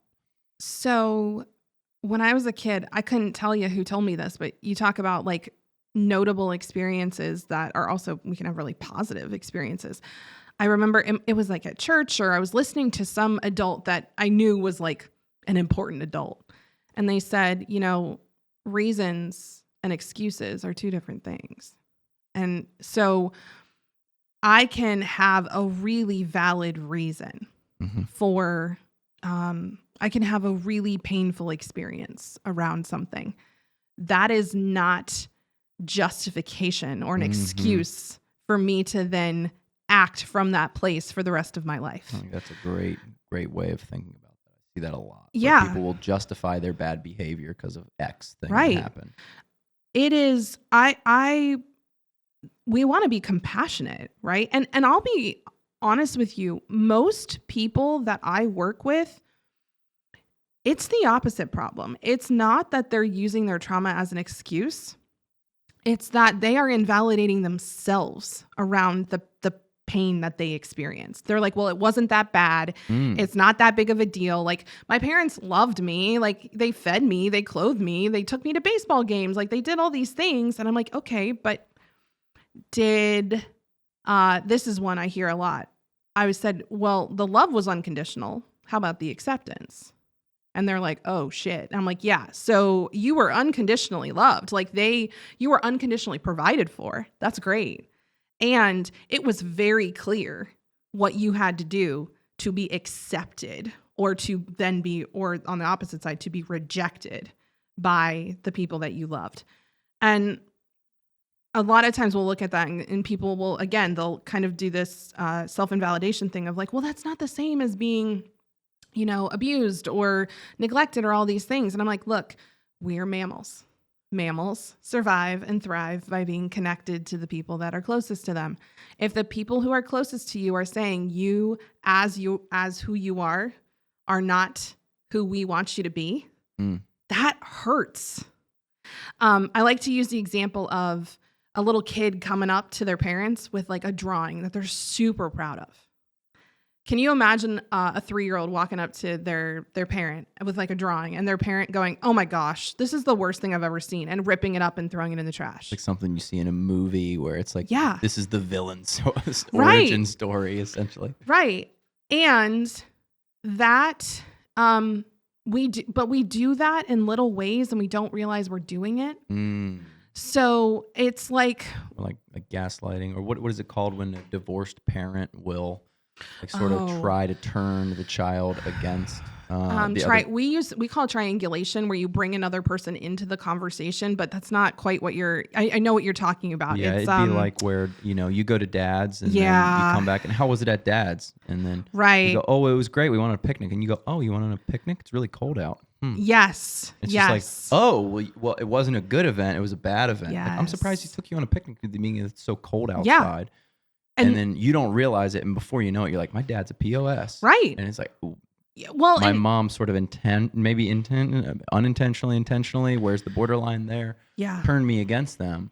And then when I grow up, I think, oh, my dad was, a terrible dad. He wasn't there for us, like, because I always said, like, dad's not that great, or not even have to say it out loud. Yeah. It's a form of abuse is what it is. Yeah.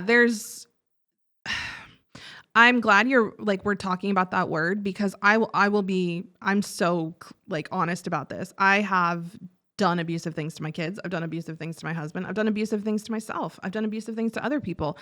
I have done things that harmed other humans in a state of dysregulation. So I guess my question would be, where does the line, just like this trauma line, right? Like that was my first question was, what's the difference between like, that stunk, but like I'm not traumatized? Yeah. Where does your line for abuse start and end? Like I guess like you're going to be like, this is the dumbest thing I've ever. My way of abusing myself is I will just eat like 5,000 calories. Yeah. And I'm lean. So like I don't actually like I probably have like some body dysmorphia. Yeah. I'm pretty lean, but if I'm just like stressed out, I'll just be like, I'm gonna order like a whole like massive plate of Indian food, just like demolish this. Then I feel terrible after. I'm just like, that was my like self abuse. Like, is that abuse? Like, I haven't like cut myself or like physically. I've sort of harmed myself, I guess you could say. But am I crossing the line into abuse yet? I'm gonna say something that I'm like, do I want to say this? I think we've talked about it enough that there's nuance here. So most things that I see that their impact is abusive, the intent was protective. So when I have clients come to me and they're like, oh, I'm self-sabotaging. I'm like, no, you're self-protecting.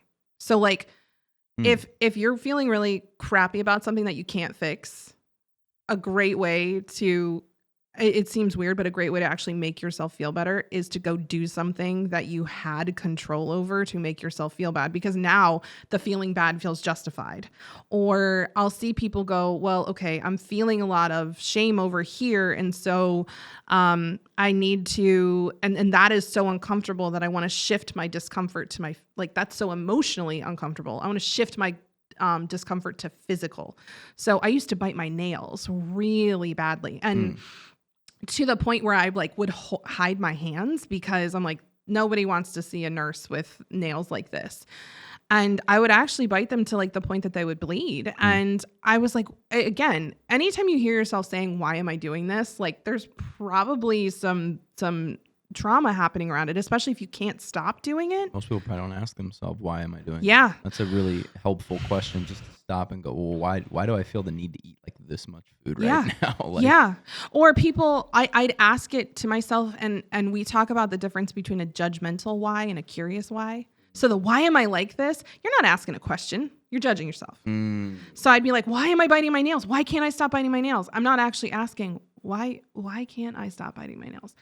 And when really just kind of yelling at yourself. Right, you're just being mean to yourself. And when I learned, oh, I'm biting my nails because it's actually a way to put the pain here instead of having it here, like in my heart. Like that's a way to this emotional discomfort that like I don't know what to do with.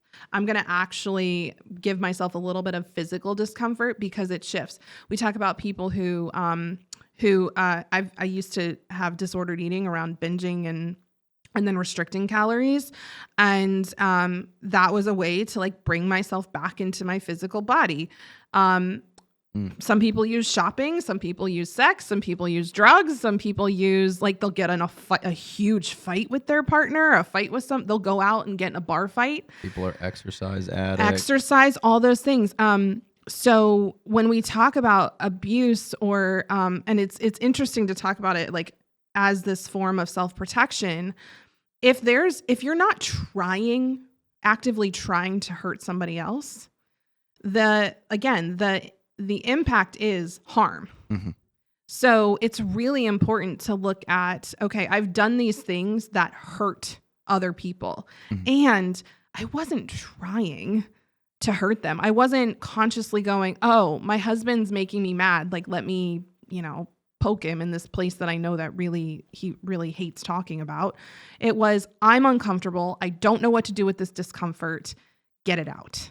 Put it somewhere else. And so some people internalize that and some people externalize it. So in our society, people who externalize their dysregulation, they're villainized. They lash out at people. Yeah. If they lash out at other people or if they do things that negatively impact other people, like those are the bad people in our society. Cheating on your partner. Yeah. You're the bad drunk person. driving, like, just making decisions that could really negatively impact someone else. I see a lot of people who are experiencing and enacting that same level of harm, and it's internal. And these are the people who come in with ulcers. These are the people who come in with like panic disorders. And it's just like anything else. Most people aren't completely externalizers or completely internalizers. In fact, a lot of times internalizers will end up in our programs because they like shoved stuff down for so long and then they lost it. And so they're like, I've started yelling at my kids, or I kind of went off in a business meeting the other day and I normally sit there quiet and I just like spewed for 3 minutes and now I'm like in serious trouble. Or they're like, I'm starting to make myself physically sick with how much I'm eating or how much I'm not eating. There starts to be external ramifications.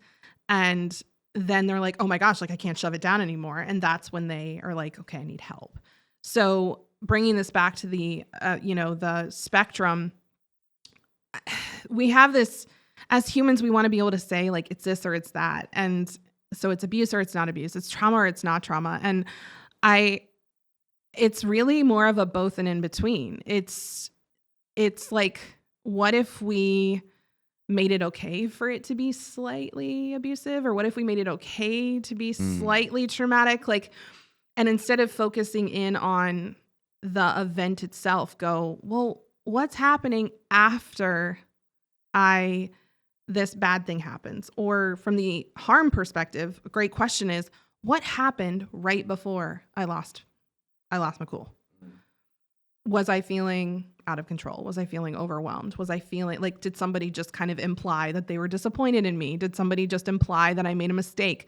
Did I, was I a big one too? Was I hungry? Was I tired? Was I hormonal? Like, was I thirsty? Was I hot? Goodness gracious. Getting hot. That's what they say about the summer, is that like murder rate goes up in the summer. People just get hot. Literally, they get physically hot, which turns them into emotionally hot. I know that you have I think you have a more male audience, and I don't know. That'd be my guess. Yeah. And I'm 37.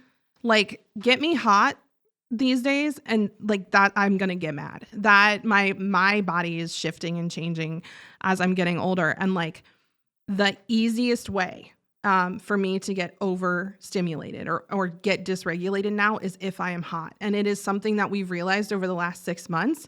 And it's been so great to be able to go to my family and be like, I am hot. I'm going to go upstairs. I'm going to change my clothes. I'm going to go get some air conditioning. And everyone around me knows, like, look, mom is wife is saying, hey, I am more easily dysregulated right now. And bringing that back to the business piece, that's also something that as team, if your people can say, hey, I'm here and I'm working. And also, you know how I normally have like a fuse that's a foot long? I got an inch today. So if I seem like snippy, or if I seem kind of like I'm just putting my head down and doing my work, it has nothing to do with anybody here. I'm just dealing with some stuff over there. But you're bringing with you the whole world and the culture behind us that's like, Lee can't handle her feelings, so we have to change ourselves because she's having a bad day. How would you think about managing the impression of everyone else? It's like, hey, Lee, you need to hang that at the door. You need to be here with us 100%. We can't work around your feelings. Well, and that's the piece, right? Is how many times we don't learn how to let other people feel their feelings and not have it affect us. Instead, from kindergarten, preschool on, we're like, control your feelings and make sure everyone else is controlling theirs. That's how people become extremely stoic. People say Right. that I am like very, very stoic. Yeah. Like, I don't know. I've just been in business for a long time. I feel like I've seen a lot of good things happen, bad things happen, and just tried to stay even keel. That is, I think, a cultural, positive thing culturally for us. What I've found is that in spaces where people know if they accidentally or like get overwhelmed, get dysregulated, and they accidentally externalize and they're treated with compassion, they are less likely to externalize because there's not that pressure of, oh my gosh, I got to make sure that I don't say this thing or that there's no masking. There's not, I have to pretend to be okay right now. It's just like, I'm going to be how I am.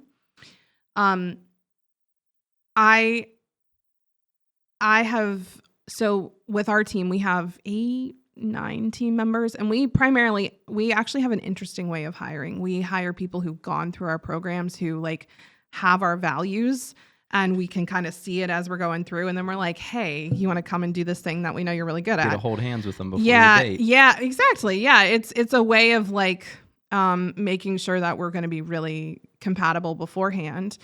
And, so what's so interesting is like, I have some past painful experiences around humility, which is an interesting, trauma pattern to have as someone who goes around speaking about themselves. And so like I can even feel the little bit of constriction in my body, like before I say this. We had a retreat at our home in November, and our team was all there. And one of the team members also has a full-time job. So she's an independent contractor with us and then has a full-time job. And she's like, this just feels so different. And that's what we hear from people. They're like, I feel so much more calm and regulated at this job because I know that I don't have to be. Because I know that y'all will like let me be a human. And if I'm having a rough day or this is something that I've had. Like I've had a really hard conversation where I was crying right before a call that I'm going to be on with 100 people. And I got on the call, and, we work with people who are pretty perceptive. So they can tell that like my face is a little red, my eyes are a little puffy. And I said, look, y'all, I just had a really rough conversation and I checked in. I'm good. So like none of y'all need to worry about me. Like I'm good to be here. And my voice might sound a little different. My face might look a little different. And everyone is like, oh my gosh, thank you for telling us that, because we would have wondered if you were okay. We would have wondered if you were able, like if you were forcing yourself to be here. And it's like, no, I had feelings. Feelings aren't bad. Feelings aren't wrong. Crying's cool. And if I couldn't have handled my stuff in this space, I would have told you. And I'm letting you know that I can. I think what you're talking about is showing vulnerability. Yeah. Which creates connections within your team. I just read a fantastic book called Culture Code by Dan Coyle.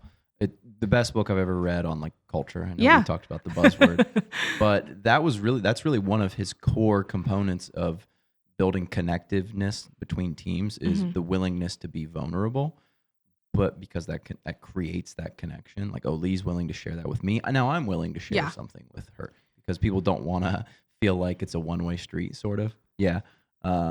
I hope to have him on the podcast at some point in time. Oh, you're giving me a book list, which I'm really excited about. We'll give you a whole one. I have a reading list of things fabulous. that I've read, and it's not always up to date. So I'm usually a couple books behind. But he said that the best teams in the world tend to do this. So Navy SEALs will do this. The best sports teams will do this. He went and visited Google. He went and visited a handful of really high-performing teams, like the All Blacks rugby team. Yeah. And they're all willing to be vulnerable and like kind of show people when they're struggling with things. But I think also, to be honest, a cultural thing here is that if you're a high performer, you need to be tough and you need to be like, this doesn't affect me.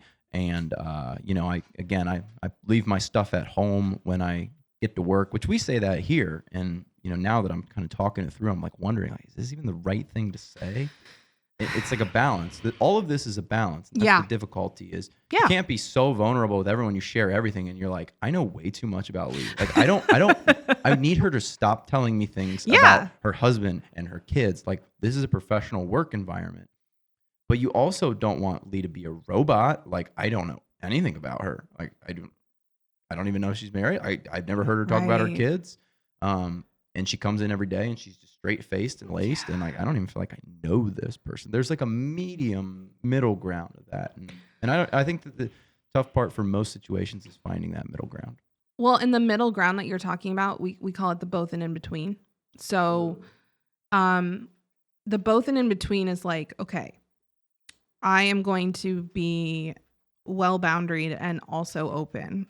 I'm going to be curious and also not hyper vigilant, but vigilant. Like if especially, you're working in a warehouse, like you need to make sure that you're doing things in a way that like people don't get hurt, that like you're doing things according to standards and policy. And like, I also need to be able to go, oh, hold on a second. I know that I'm supposed to do it this way. And also, did I just think of a better way? Like, can I take that to that it's that ability to stay flexible in the middle is one of the hardest things. And I mean, I think that's such an obvious thing to say on my part. Just if you look at politics today, you look at social media, we're in the trauma space and we've had a lot of people come to us and they're like, well, you're not speaking out on, this or that. And I'm like, yeah, there's a reason for that because y'all aren't regulated. So it doesn't matter if I say the most kind, compassionate, like very value-based nobody statement. Wants to hear those things. You don't care. You're emotional and your identity is being threatened. And me coming out and saying, oh yeah, like, but like, let's just look at this in the both and in between. Like I would get eaten alive. And I've actually seen this in a lot of influencers. We're on TikTok and one of my favorite humans over there, Elise Myers, she's a mom like me, and she just got on there to have fun and ended up with millions of followers and is getting just completely dragged by going, pick a side. Oh no. Right? And she actually ended up leaving the app. She's like, for my mental health, I got to get off here because I can't stay regulated. And I'm like, this goes beyond just employee and leader. It's not, is the employee right or is the leader right? It's how do they stay in connection? It goes beyond like political parties. Is this person right or is this person right? How do they stay in connection? Any hard conversation where there's potential harm or there's potential dysregulation or like a threat there that our nervous system is going to pick up on, if we can ask ourselves the question, not just what am I trying to avoid, but also I'm trying to stay connected to myself, connected to other people, and connected to the world. Like I'm trying to stay curious with myself, curious with other people, and curious with the world. That is, you asked like, how do we not have that residue of trauma? That's how. Like when hard stuff happens, instead of just going, how do I protect myself? It's, okay, yes, I want to protect, and how do I stay connected? Yeah, the word that you continue to use that I really love is curious. Yeah. Curious. Okay, I need to be curious about an answer here. What is the feedback that you have for me? I'm curious. I'm curious to hear.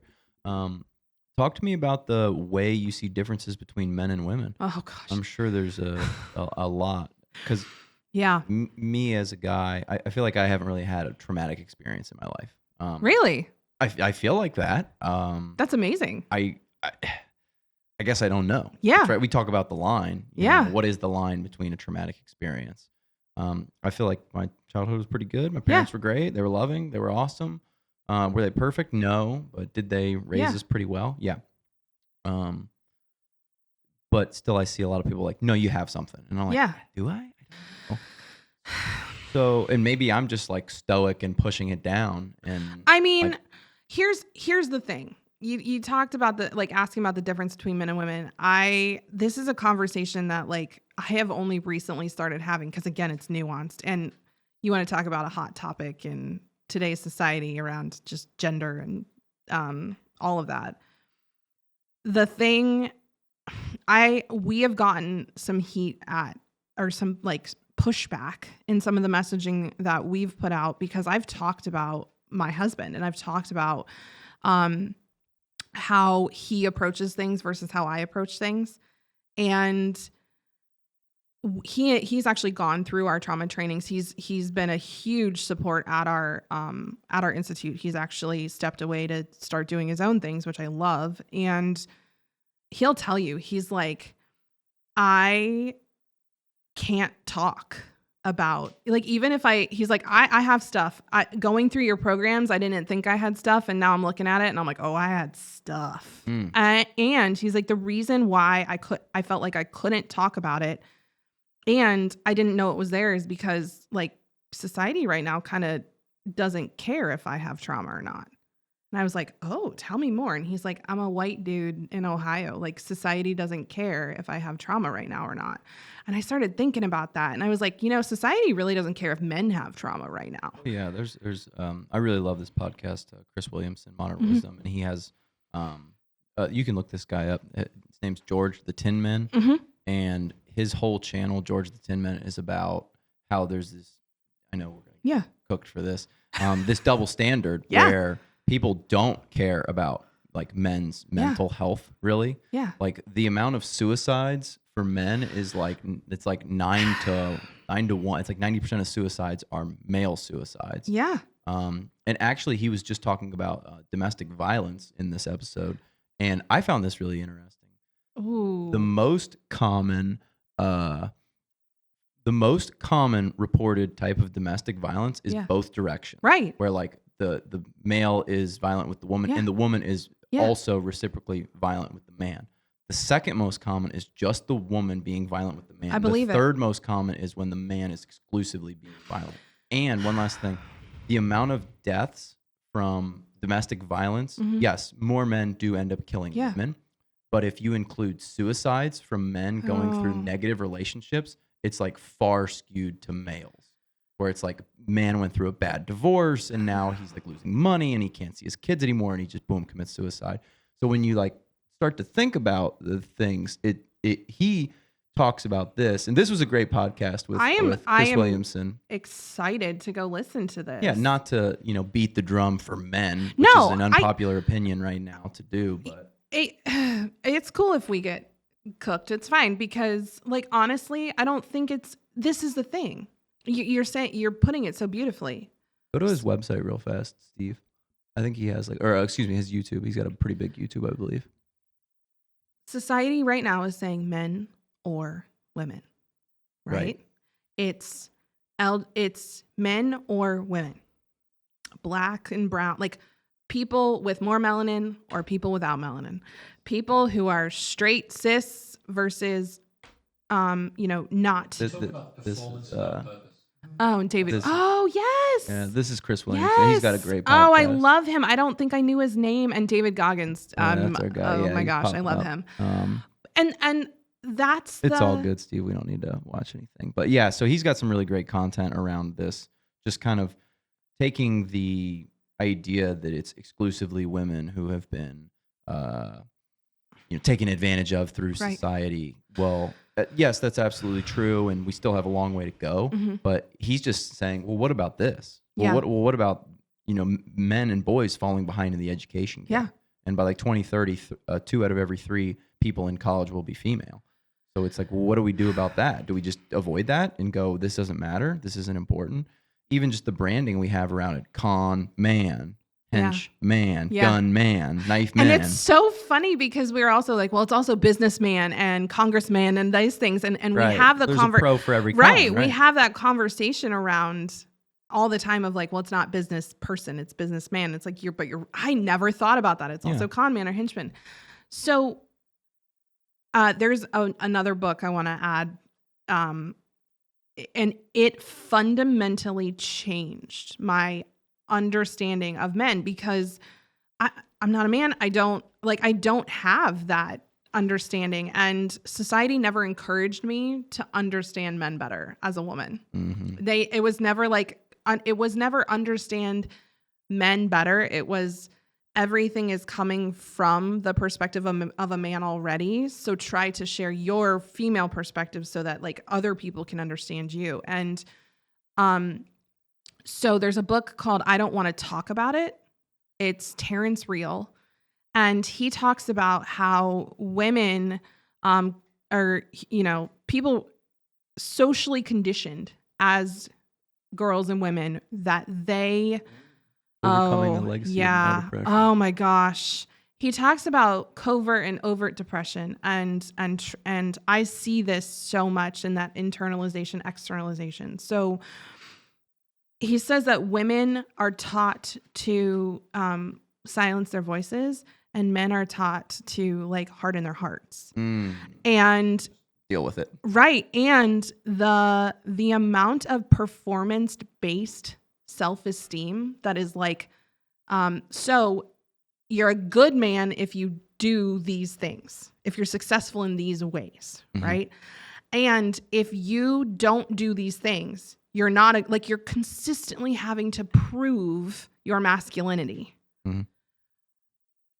That is an entirely different experience than consistently having to prove that you're like, then the opposite side of like trying to almost excuse your femininity, right?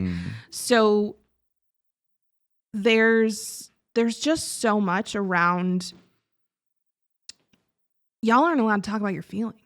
I mean, I've said feel your feelings on here, and I have to say I've put up some TikToks asking like, do y'all know how to feel your feelings? And the predominant answers are from men, and they're like, absolutely not.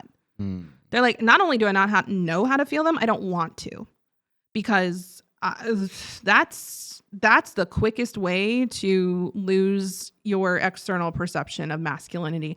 You're either going to become like toxic masculinity if you're externalizing and your anger or those things, or you're going to be labeled, I'm not even going to say the words on here, but like think of all the words that we use.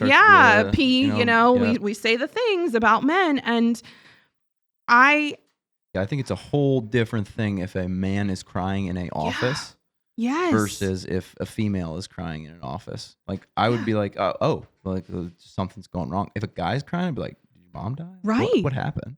And there's so much nuance here because, and I want to just say this, like not from a place of justification, and because it's important to me.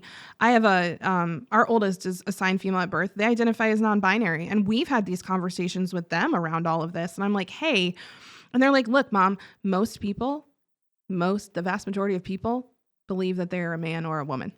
And so the idea that like, y'all aren't allowed to feel y'all aren't allowed to have like standard ways of how you operate is ridiculous. And this is a 13-year-old. I'm like, you are beyond a lot of what other people's ability to really process this, because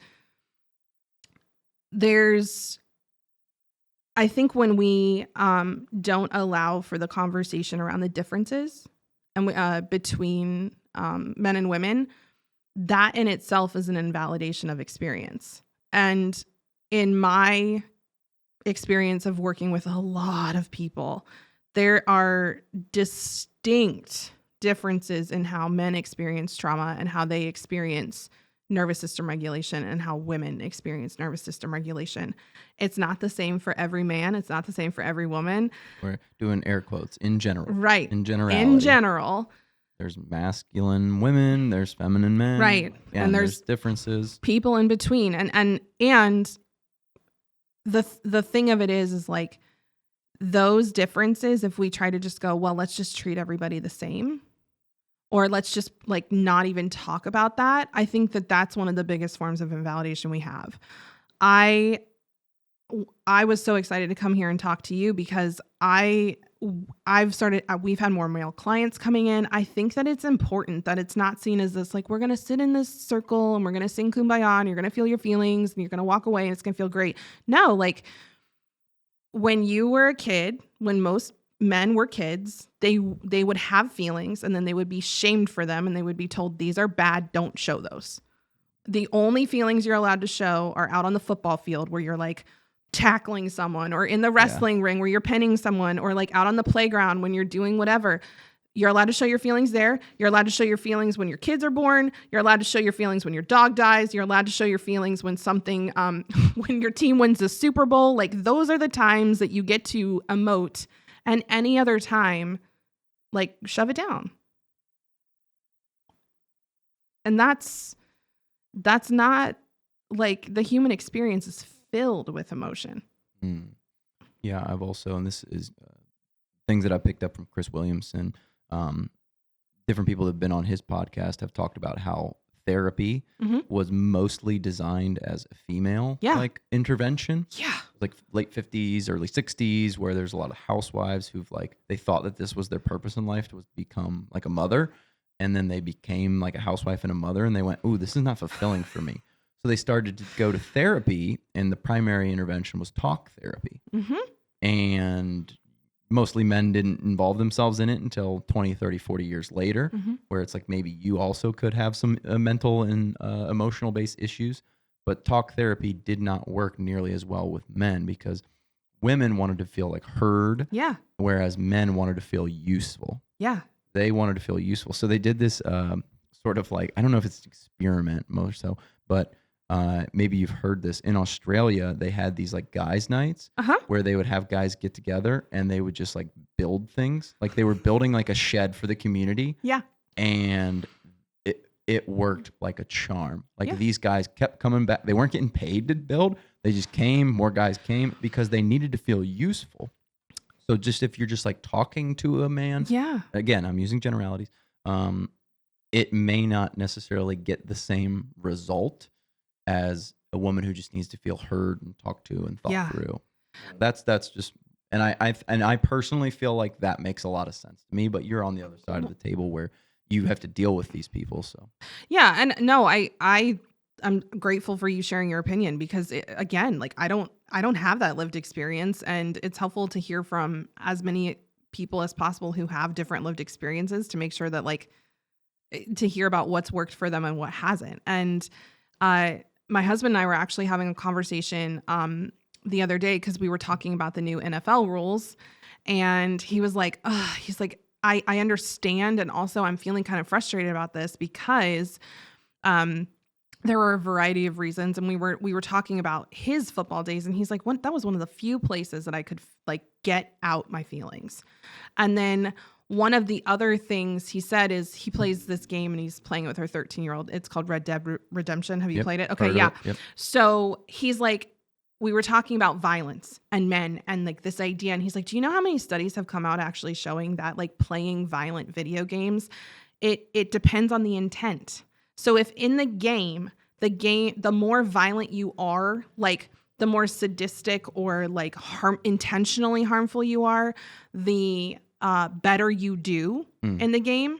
Those games get to be separated out between, I'm being violent because it's required, but it doesn't matter if I'm super violent or not violent, like or super violent or like just a little bit violent, it still gets me the same thing. Most people, when they play those games, their violence doesn't ramp up. They'll choose the minimally violent thing to get through.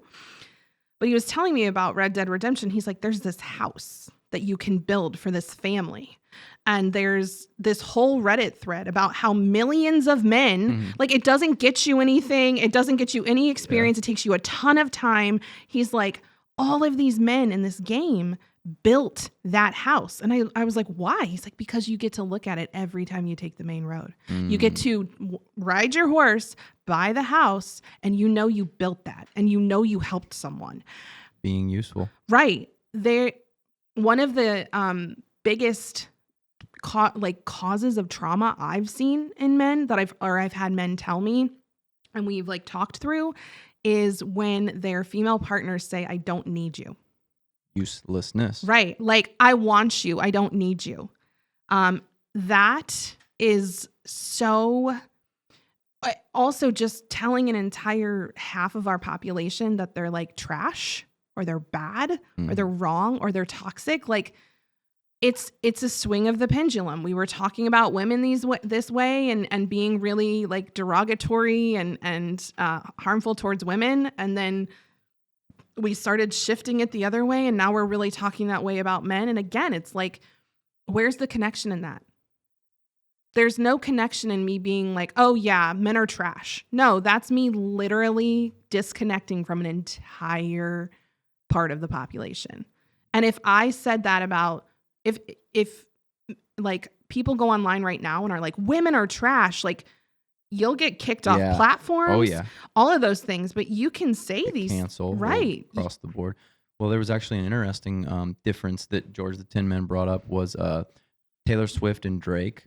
Drake had the video, which was real, but Taylor Swift had fake nudes. They were like AI, whatever. And Taylor Swift fans came to the rescue, and no guy was like standing up being like, yeah, these are great. It's like, do not say anything about this. Everyone knows.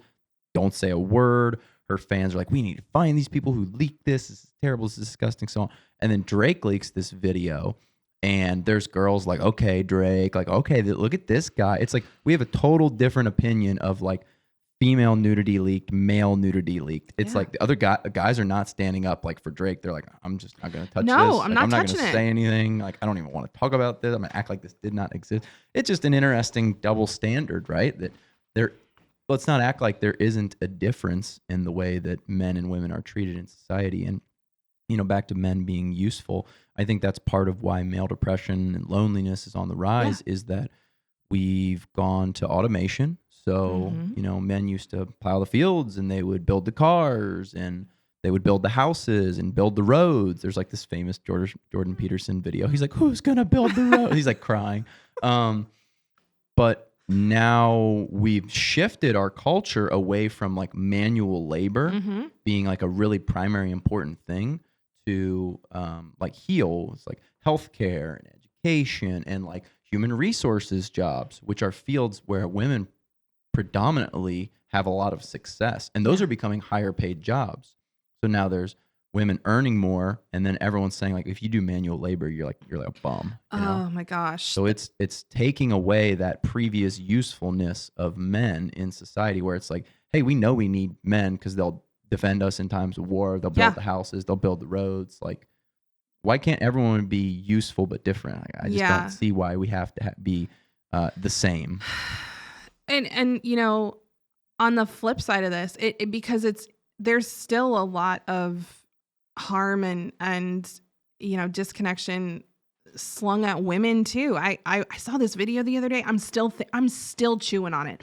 It's been like 2 or 3 days, and I'm like, I still can't quite wrap my brain. There's so much just happening around this gay man's on this podcast, and he says to this woman, she says, why do you think people hate gay men so much? She's like, people hate effeminate gay men, and it's because we're confident in our femininity. And I went, we're confident in our femininity. And I was like, whoa. And I'm like, hold on a second, let me think about this. They were like, they don't hate gay men, they hate women. And I'm like, okay, hold on. So then we were having this conversation, and I was like, and my husband's like, yeah, think about it. It's fine if you're a gay man, as long as you're strong and you're like even in, I'm multiracial, and there were a lot of conversations around this in the 80s and 90s around being on the down low. Like, it's cool if as long as you're the one that is controlling the situation, that's in charge as the man. But like, if you're the one who is not controlling the situation, or like more on the receiving end of things, like that's not okay. You can't be that. And again, it's that performance-based self-esteem of like, you got to be in the dominant, like, that state. But from the femininity side, he was just talking about, confident femininity doesn't have utility to it in today's society. Very easy for a confident female to go across the cliff and become a bitch. Yeah. Or like, this girl is type A. Right. She's the call the manager special. Right. Well, and on the other side of that, one of the posts that I got absolutely roasted for was a picture of my husband and me talking about how he provides and protects, and like how much I love how he takes care of us and our kids. And like, I'm just able to just relax and feel like really safe. it got posted in a Facebook group that was like the bar for men is lower than hell, or the bar for men is in hell. And it was just this influx of humans going like, okay, trad wife, okay, this, okay, that. And I was like, it's just people. But it was so fascinating to me because like, if you look again, there was no nuance. There was so much emotion. And it was like, okay, look, you're either on our side or you're on this side. And what was fascinating about that whole experience was, you know, we have a program where we work with business owners and entrepreneurs and help them create businesses that they really love. And our audience, like our clients, are watching this and they're like, oh, this is a masterclass in staying regulated when people decide that they don't like you. They were like, you literally did not let them cancel you because you didn't let them rile you up. That's right. And I was like, well, because I could understand, I can see where they're coming from. I can be curious around this. I'm like, there's so much pain in what they are saying. I'm telling them that I really love and feel safe and protected by my husband. And that feels threatening to them. Like, that's pain. That's pain from experiences of like just not feeling safe in a relationship, of having bad experiences, of being taught like you have to be in control and you can't need a man and you have to be able to take care of yourself. Like, that's pain. Frustration from society telling women that they need to be a boss bitch. Yeah. It's like the way you become happy is become a boss bitch. And then like you go after, like anytime you see somebody not doing that, you're like, wait a minute, I'm buying into this thing. Yeah. If you're not buying into this, like you're doing it wrong, when you might be thinking in the back of your head, am I doing it wrong? Right. Like, is that okay? Is that acceptable if I do this thing? People are multifaceted. You get to choose the way that you live your life. Like, it's funny because people will freak out too about things like diet. Like, you can't be a carnivore dieter. And it's like, if you don't want to do it, you don't have to do it. Right. I'm not telling you you have to be a carnivore dieter. I'm not saying anyone else you have to go vegan. Vegan's the only way to live forever. It's like, if that's what you want to do and it's working for you, great. You know, for me, it works when I eat a little bit more meat. Yeah. You know? It works when I eat carbs too. And I also eat fat. Oh my gosh, I'm crazy. You're getting all three macronutrients. How dare you? You won't even believe it. I eat seeds and nuts. Oh my gosh. I drink some milk here and there. I use butter. It's crazy. But yeah, I think people just are very quick to jump on that judgment train. And I think that's the internet. You talk about dysregulation. You want to become dysregulated? Get on the internet. Or watch the news. Yeah. It takes that long. And, you know, Steve, this is something that I've noticed. And I understand how the game's played. But I'll click on the video that has like capitalizations, like reporter absolutely demolishes. And I'm like, oh, gotta click that. I gotta see this. I gotta see it. I gotta see this person get demolished. And then you'll watch it and you'll be like, that was not what I wanted. I wanted more than that. They just kind of talked and then you commented on it for 5 minutes. Do you know what that is? Clickbait? Yeah, but do you know what clickbait is?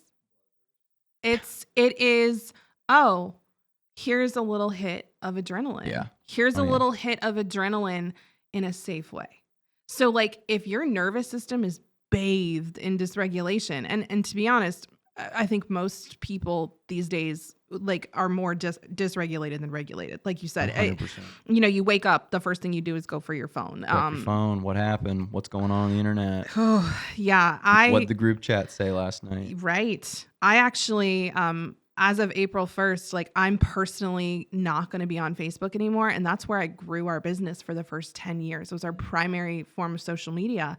And when I told our audience that, I was like, look, I'm going to randomly put up like cute pictures of my kids and like funny memes, but I'm not here to try to do the business thing because it is crushing my soul. Like we have a business page, stuff will be over there, but me personally, I'm out.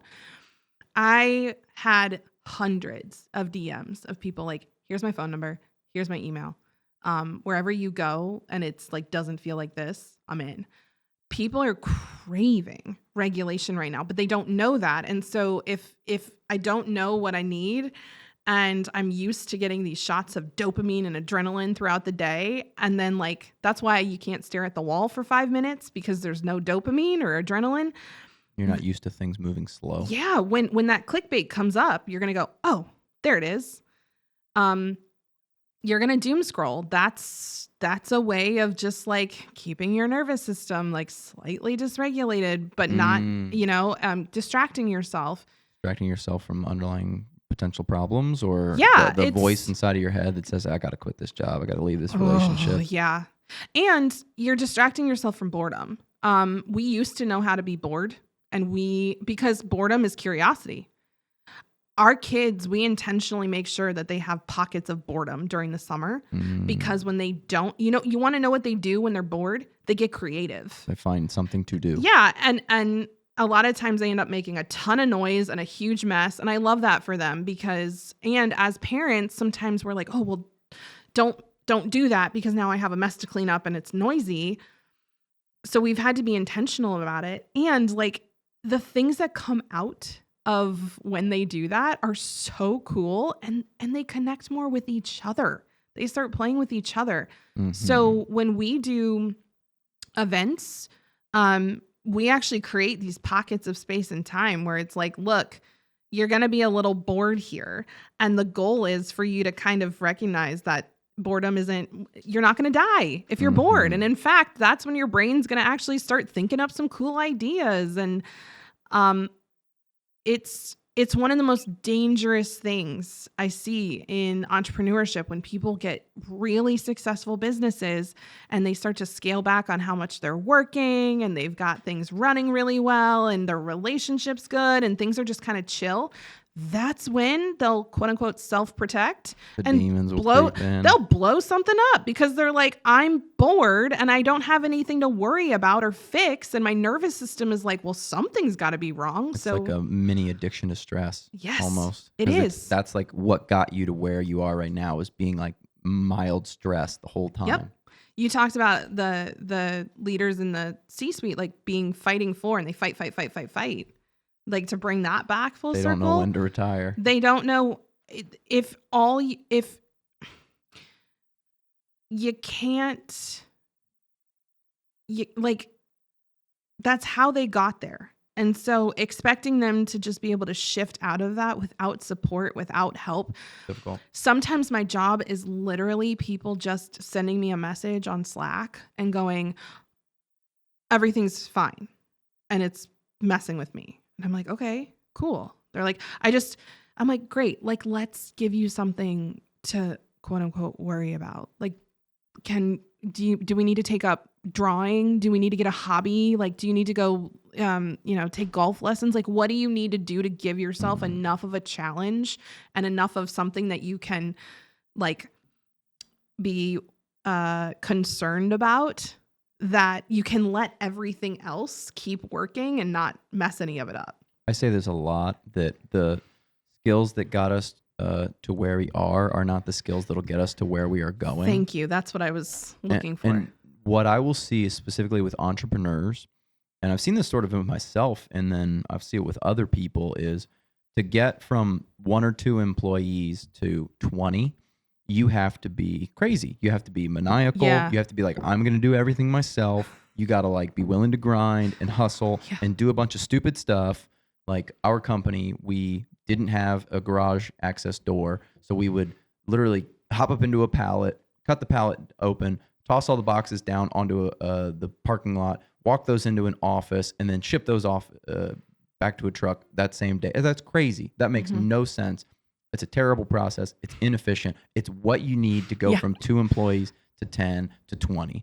Once you get to 25, 30 employees, you, the owner, cannot and should not be doing things like that. Yeah. Like you shouldn't be monitoring whether or not you're paying like a $60 bill or not. No. Like you shouldn't drive to the bank to like sign a check. It's like you need somebody else to manage this. And it's sad in some ways because you're like, I learned how to like do this. And what worked then was this. Like I grind and I go crazy. And now what works is not me do it. It's me set up systems and then me follow those systems. And like, I can't just follow my intuition now and my gut. I have to be strategic. I have to involve my team. I can't just jump into a project and leave it like I used to be able to do because I was the only person working on the project. now I'm jumping into an existing team with existing people and existing processes. So that's really hard because you need to change essentially what got you to where you are. And the most clear example is Uber's CEO. He built the company up to like $1 billion company. He was the best person, probably the only person who could get them there. Once they got there, he was the worst person. Right. He was like a maniac, and people were like, this guy's crazy. Yeah. But that's what they needed to get to that level. But then they needed an executive, like a proper executive, a professional to come in and do it.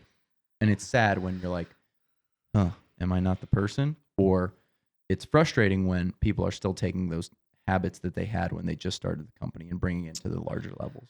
That's one of the biggest things you hear is my boss is micromanaging. And it's like, because they can't get their hands out of, our operations director says you're paying somebody to watch you do their job. Yeah. And it's like, what? It'll just be faster if I do it. I know.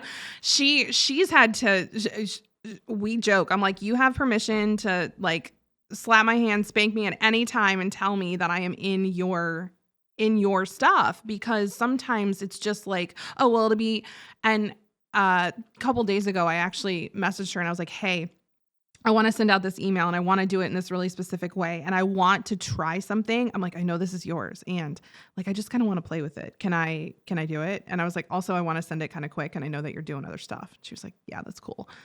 And somebody remarked like, but she works for you. And I'm like, no, she works with me, number one. Yes. And yeah. And I said, and number two, like, she knows better than me in this. And if I let my ego tell me a story around that, then I'm going to mess some stuff up. And I have. So I've got to be able to learn the lessons of, and my team's got to be able to give me that feedback. And we're at the point right now where, you know, we kind of look at it from, there's these four main roles, right? You've got vision, you've got strategy, management, and then implementation. And team and I have been having a lot of conversations to make sure that everyone's in the right role. And they're like, Lee, you got to stay in the visionary role because you're the only one who can tell us where we're going. Well, that's great that they're willing to tell you that. Yeah. Maybe they're like, yeah.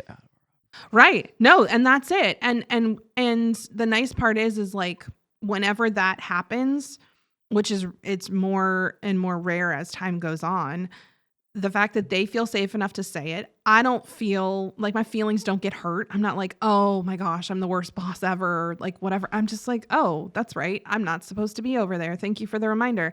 And the same thing with them. Sometimes they'll be like, oh, but that's expensive. And I'm like, oh, I'm sorry. Did you jump into the finance role? Like, I'm confused. And I'm saying it jokingly. And they're like, that's right. I stay out of the bank account. The bank account's not my business. You got to be able to stay in your space. And that requires trust. And I think it's also very scary for an entrepreneur. You said something that is really difficult for a lot of entrepreneurs to say, which is, this is your area. You're better at this than I am. Mm-hmm. You know more than me in this area. And I think some people take that as like a sign of weakness. Like, you don't know what's going on. And it's like, dude, if I don't know how to ship a pallet to Canada, like that's not a problem for me. Like no. I have a job here that other people don't know how to do. But not everyone will agree with that. And they'll be like, no, you need to know how to do everything. And I'm like, that's silly. That's unrealistic. Mm-hmm. And that's not beneficial for the company for me to know everything. But it is hard for folks to admit, like, Lee's better than me at this. Oh, yeah. Lee needs to do this job. Actually, you need to keep me out of this area because I know that I won't perform as well. That's a question I get a lot is how do you do that? And I'm really honest with people. I'm like, I think that's just one of that's never been, I don't have any trauma in that area. I'm really okay with not being the best person at something, especially if it's for the good of the whole. It's cool for me to back out. Now, if you bring in that disappointment piece, like that's at work. And I think healthcare really helped with that too, because I was a nurse practitioner in a physician dominated industry. And I got real good at being like, hey, look, like I'm not trying to do your job. And I'm staying in my lane. Like I want to help you stay in yours. I want to make sure you're able to do what you want to do. But home's harder. Home is harder. And I think that has to do with conditioning, because my husband, he was a stay-at-home dad for several years. And so like the house was his, and I made myself wrong for that so often. I was like, well, I know that I'm working, but like the house should be mine because and I would like subvert some of the things he was doing accidentally. Like I'd start the laundry when he had like a pair of pants soaking with grass stains, and he'd come the other day I did this. I washed his keys and he was like, why did you start the washer? And I was like, oh, I wanted to help. I was like, I was feeling nervous. And when I feel nervous, I look around and go, what can I fix? Yeah. And I saw there was laundry, and he's like, okay. And what did we learn from this? And I'm like, to go sit on the dang couch. That's what I learned. That's the thing a lot of business owners will do. They'll be like, I need to jump in and help out with this thing. And the team is like, no, you don't. Stop. Like, this is another thing that will really, as the business owner, frustrate your team that I have seen is you jump in for 20 minutes, you think you understand the problem, you fix it and you leave. And they're like, there wasn't a problem. And also, you don't understand the problem. And you're like, no. So what's going on is there's an inefficiency here. We'll create the chart. We'll move that to the team, give them a training, and then that'll fix it. And they're like, okay, you don't get what's going on. And then they leave. And they're like, look, you either need to commit to the problem and stay with us, or you need to say, you guys are smart. Fix this. That's parenting too. I used to step in with two of our kids when they'd start fighting, and my husband's like, leave them be. Let them figure it out. And it's so hard. I have to sit there. I just clamp my mouth shut, put my hands under my thighs, and just, and it's really interesting. They figure it out. They solve it. And I'm trying to think back. I don't think it's ever come to physical violence. Like they've done a really great job with it. And how often do we do that? But that's that fight energy. The it's ego like too, where you're like, I'm really important. They won't be able to figure this out without me. Or you just care so much. You're watching. Absolutely. For me, it's like I'm watching two of the loves of my life, like unhappy and uncomfortable. And I think a lot of entrepreneurs, they're not the loves of your life, but it's your baby. But you're watching two people who are working with your baby, and you really care about them, and they're not happy, and the baby's suffering, and you're like, I really want to step in, and that's a place where you go, okay, well, if I met this with curiosity, are they going to die if they keep fighting like this? Very unlikely. So that was the decision we made, is like, if they start being physically violent to one another, or if they start slinging cuss words as harm to one another, we tell our kids, you can cuss, you got to use the words properly, and they can't be directed at someone. And those were the two times we were going to step in. And we were like, okay, no, they're not cussing at each other, and they're not hitting or hurting each other physically. So like, they got to learn how to have an argument. They got to learn how to be in conflict and stay in connection, because their rooms are right next to one another's. And if we don't let them figure out how to do that themselves, they're 13 and 11. They're going to leave this house in 5-10 years and then go out into the world and then not be able to be in conflict with people because we never let them do it. There was always someone there to step in and help. Dr. Lee, so many lessons in everything that we've talked about, and I'm sure there's more on the horizon. Where can people find you and check out some of your stuff, your various places that you're posting, your business, other content? So our website's institutefortrauma.com. It's pretty simple. There's a resource page on there. You can find us on almost all the social places from there. And if you like YouTube or TikTok, I have a personal account there. It's called That One Trauma Coach, the number one. I post a lot of like educational content, a lot of like just fun, silly stuff, because humor makes it easier to talk about. Don't take things so seriously. Yeah, it's easier to joke. Sometimes it's easier to joke about the hard things and learn about them that way. So I love it. Thank you so much for coming in. This was awesome. A lot of fun. Thank you for having me. Appreciate you.